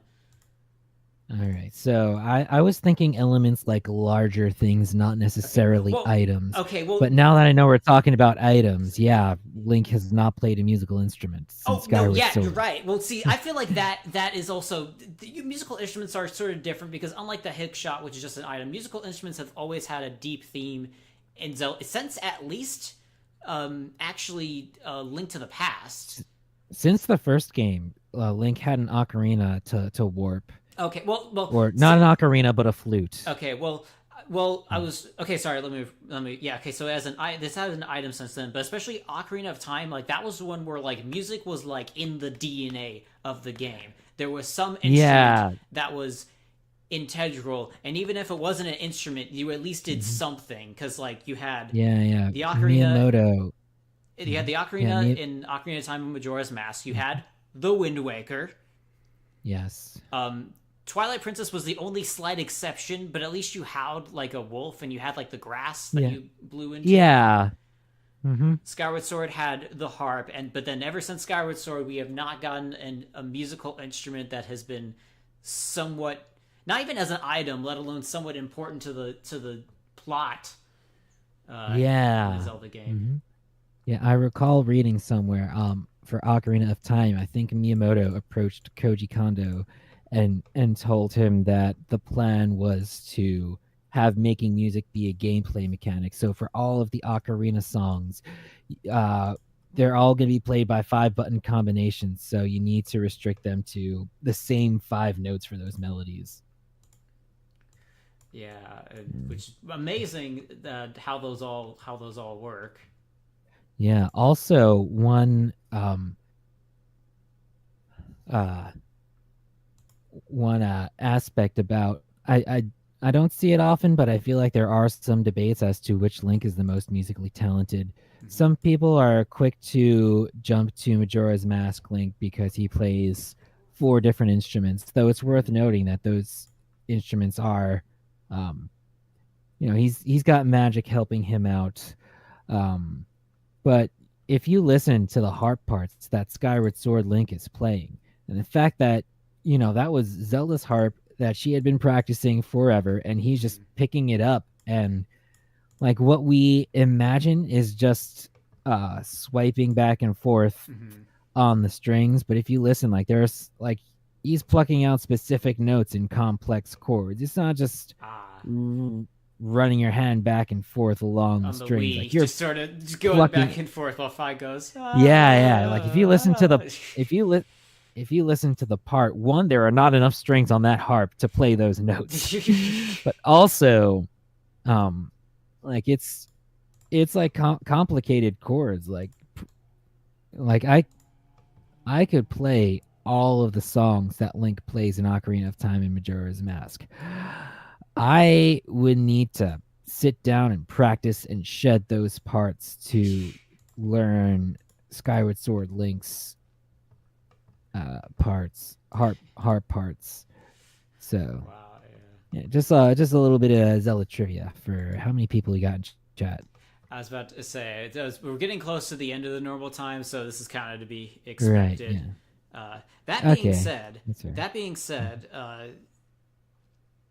well, I was about to say, getting probably good about wrapping up. Do you have any final thoughts you wish to say about Echoes of Wisdom specifically? I say Echoes of Wisdom specifically because I would definitely like to have you back at some point to go for other topics. Of course, yeah. Majora's Mask is my personal favorite. I could gush all day about that. But yeah, Echoes of Wisdom, fantastic game. My favorite modern Zelda. Favorite Zelda the past 10 years probably. Mm-hmm. Um, yeah, I love the lore. Going back, a lot of the lore I feel connects back to stuff established in Ocarina of Time, Mm-hmm. like the chaos, the nothing that made up the world. We Yeah. finally have a um concrete thing about it. Um and yeah, love seeing Ocarina of Time design Deku Tree. Um I also found it interesting that Link and Zelda hadn't met before, so I love that this is a Oh yeah. new iteration of Link and Zelda. Yeah. Well, it's kind of built Overall, off of the fantastic fact game. that Highly. a lot of Zelda games don't have Link meet Zelda until very late on to the game. So, and since this was sort of Yeah, this I feel like I read somewhere though that this game was also initially imagined as a direct sequel to Link's Awakening. yeah, I think I saw So that featuring the too. same A Link to the Past Link and Zelda. And Yeah, then they decided to scrap that for an entirely new setting, which I think works really well. yeah, for And this one, yeah, yeah. Um it does. And yeah, oh yeah, yeah, and so it gets the thumbs up from you. yes, absolutely. Fantastic game. I 10 out of 10 would recommend. Cool. Yeah, I feel very similarly. The thing I probably like most about it though is just how it combines a lot of Zelda eras all in one package because you got so much like Yeah. there's like it's not I think it's interesting. I mostly hear people talking about the Ocarina of Time references probably just because Ocarina of Time gets the views, but there's references to pretty much every era Mhm. of Zelda in there, all the way to the 2D ones, Link to the Yeah. Past, the stuff with Ocarina, the Mm. more Yeah. newer age Breath of the Wild stuff with like you've Mhm. got the Gerudo that are much more like that, the Zora that are Mhm. much more like that, the Mhm. Twilight Princess stuff because of how they handle like the snow area. That's very Twilight Princess. Yeah, they had the Yeti, and that's also what made me think Twilight Princess timeline at Yeah, first, uh, before all the obvious A Link to the yeah, Past geography. yeah. and the again the Deku again kind of Ocarina of Time ish, but also of course Majora's Mask. Due to because Majora's Mask is the only time we actually see them this civilized, other than uh, Echoes of Wisdom. Yeah. Because they were just kind of hiding out in the forest in Ocarina of Time. Yeah. Mm-hmm. But yeah, so much stuff. It had like the 3D game Z targeting. It also had like the horse that you could ride just like in the 3D games. Yeah. Yeah, just it felt like a celebration of all of Zelda, and even especially like you talk about the lore. I think it's interesting because obviously there's the Ocarina of Time connections, and then there's also the fact that there's also Skyward Sword connections as well. Because like when you realize, Demise came from a rift in Skyward Sword. That's interesting. A rift in the ground. I wonder if that has anything to do with the lore revelations of Echoes of Wisdom. I didn't pick up on that. Yeah. So this feels very, very connected to everything on a gameplay level, on a story level. The Echoes of Wisdom also feels like the perfect like connection between again the newer Zelda and the older Zelda games. Personal for me, it feels like I personally always been a Breath of the Wild is Twilight Princess timeline thing, but especially like after Echoes of Wisdom, like okay, I can see it in downward or in downfall timeline, because this game really does feel like a connector between Link to the Past and Breath of the Wild with the way the world is designed and everything. Breath of the Wild feels less like an anomaly and more of a natural progression of some Zelda world. Right. So yeah, I love it for that too. I'm really interested to see. I'm glad also because after most Zelda games of the past decade have had 5+ years of development time, and from what I understand, Echoes of Wisdom was a much shorter dev time, like 2 years max. Yeah, well, this was also the first original Zelda game from Grezzo Studio, who did Ocarina of Time, Majora's Mask 3D, and Link's Awakening remake. Yeah. So they already had the engine and all of the assets from Link's Awakening that they could use on hand. And again, much of the map was... This was designed to be a Link to the Past sequel, so much of the map was... They didn't have to put too much effort into creating an all-new overworld map design. I also find that Zelda games tend to be fantastic when they have shorter dev times. Like Majora's Mask is still my favorite Zelda game of all time. So, and that was developed in a year and a half. Yeah. They just needed another Probably low-cost, low-stakes Zelda game. And I think they made a lot of good choices. They still have some improvement to make, but there's a lot of good info, a lot of good feedback for them to get from Echoes of Wisdom. I also like it. It says that because two things. One is that originally this game was supposed to be Link, and then they're like, well, it doesn't make sense to just take away his stuff. Why would he use the Echoes? And that's where like, well, we could do Zelda, especially since the fans have been asking for a playable Zelda for forever. So like the fact that they finally did that with their playable Zelda, and that apparently they actually gave a bit more attention, despite the fact that it was an afterthought. Because I'm fine with Nintendo putting gameplay first and story afterwards. I just wish that after they solidified the gameplay, they gave the story a bit more. And apparently this time they did. Yeah. And it just that everything seemed to work out, and I hope that they do more of that, because it was really nice seeing what they did with the story in Echoes of Wisdom. It feels every New Age Zelda game with its problems. Every New Age Zelda game feels like they have heard what the fans want, and they're trying some things out to see if they can do it. Like again, going from the linear to the open world with Breath of the Wild. They did again with Echoes of Wisdom. It's just like with every new Zelda game, we get closer to this near perfect experience.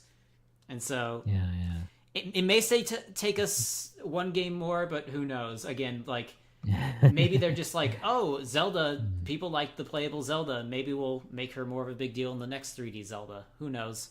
Yeah, yeah. Hmm. But yeah, it's good stuff. It's also nice. We're getting good things along the way. It's not like they're making bad stuff and learning mistakes that way. They're making almost good things, almost perfect things, and Right. learning from the Hmm. small things they don't get right. Yeah, yeah. So yeah, already. Any final thoughts from you, or is that pretty much it? Those were my final thoughts, and Okay, then that's more right. Yeah, that's right. thoughts I were did already said. ask Yeah. you. I did already. This is the job in me Uh, going. This is how I know. I always ask my students whenever I do teaching about their final thoughts, just in general before heading out. So yeah, right. uh, good talking with you. So the big Yeah, thing yeah. is that I am actually going to be trying out doing streaming on Twitch Okay. soon because I've heard it's better for community and discoverability, Right. Yeah. and also a I bit feel more like for it's the also more of game a stuff. Yeah. yeah, it's more of a dedicated gaming Mm-hmm. streaming platform. I've been doing YouTube because I've been familiar with it. So I want to try. Right. Want to try some new things, especially since the format of the working on game stuff while having a guest to talk about something has really been going really well. At least in terms of a streaming aspect. In terms of productivity, little it varies from stream to stream. Like this one, I was probably a lot more engaged in the conversation. I did fix one bug. I fixed that one bug that caused a crash earlier, and I Right. did finish up the attack animation for the one of the enemies while we were talking. So Right. so Is that it, this guy stuff. right here, this zombie dude? Yeah, I was about to say this is more. This is a bit sort of the Minecraft zombie bokoblin equivalent in this game. Okay. Not gonna Okay. in terms of the gameplay things, not lore wise, but just like this is gonna be one of the Kind common monster enemies. of reminds You me of see Garlic Jr. what? You ever watch any of the Dragon Ball Z movies? No. Who's? Okay. I was about to say you said Dragon Ball Z Actually, movies. I thought you were gonna say Dragon Ball Z Abridged because I did not expect a legitimate character to be called Garlic Jr. oh yeah, yeah. He also appears in a filler arc after Frieza. Mm-hmm. Um, but yeah, he's the main villain in a Dragon Ball Z movie called Dead Zone, which I believe take is supposed to canonically take place just before Z starts. Mm-hmm. Gohan is there. Piccolo is also there, but also Goku is there. So the timeline placement is a little confusing based on what characters are present, but it is should be before Z. And yeah, he kind of looks like this little short, green, wrinkly monster with red eyes. Mm-hmm. And he's got this mist that turns people into just evil, I guess. I don't know. It's weird. It's Dragon Ball. Okay. Oh, that did not. I was trying to do a thing here to make things easier, but Mm-hmm. I was trying to copy and paste all these frames at once, but it looks like Game Maker decided it wanted to turn it into the Lost meme instead, Yeah. or something like that. All right, I'll try something else later, but I'll probably be able to come up with something better when I have my full attention, and I'm not Right. Yeah. stretching it between two other things. But yeah, we're gonna see how that goes. Right. I've pretty much gotten the format of all this down. Also, the game is getting much more where I can start having more gameplay stuff happening in the Okay. stream as well. Cool. And Looking forward to that. yeah, also we got more people that can possibly show up. Lucia, as soon as she's feeling better, I gotta get her on here. I really want to. Yeah. Yeah. Well, she's been improving. Mm-hmm. I'm hoping she'll be able to host book club tomorrow. Yeah, so we'll see. But she's been doing better. I've been talking to her. She's doing good. That's good to hear. Yeah, she's doing it. And then once we get to it, I've mentioned before, we're gonna start doing some crossover ones where I get two guests. Ooh. And some of them are gonna be from ones that are not familiar with each other, like mixing some of the book four and non book four people, as it Okay. was. definitely for Cool. some certain themes, like there's definitely going to be like a Council of Zelda stream at some point. It's going to consist of you, Okay. me, and at least one other person that you're not familiar with. Uh, All right. yeah. Also, because I know, especially having something Zelda in a Twitch stream title is going to do a lot better Yeah. than other things. Yeah. Yeah. Mm-hmm. So yeah. Cool. Thank you again, James. I was about to say, I think Of course. Thanks for having me. this is probably the longest we've talked for Yeah. this duration. At least talking normal Yeah. conversation. We have had, of Yes. course, we have streamed Outside of a before, meeting. Yeah. outside of our Mm-hmm. characters, outside of Prime Yeah. Minister Lee and Lo. Yeah. Yeah. Good times. So I enjoyed getting your insights on this. I also this is a combination I particularly like because you know stuff about the music side and I know stuff about the game side, and so Right. there's Yeah. things that we recognize because we have an appreciation for our respective mediums, which always leads to interesting stuff that you won't always necessarily get just by getting the boys together and talking about Zelda, when you can actually dissect parts about them and say like, yeah, this is how it goes. Right. Yeah. Mm-hmm. Alrighty, thank you once again. I believe we will cut it Of course. here. We had, of course, All quite a few. right. Again, it's a bit lower now, but of course, I know there's a few people that come back and watch these after they're done. So, of course, Right. thanks to Mm-hmm. the watchers, the chatters, and the people that will come here later just to see what did Curtis and James talk about. Yeah. Yeah. So yeah. Also, I'm interested to see how much views a Zelda one gets on here. Yeah. Mm-hmm. Like as I mentioned before, the Lego Batman streams have been done the best in terms of the VODs, and of course, having a Okay. woman has done the best for the stream views. So Right. Mm-hmm. we'll see how that goes. Right. All right, that's where we'll call it. Thank you again, Yeah. everybody. Mm-hmm. Good night. Good night.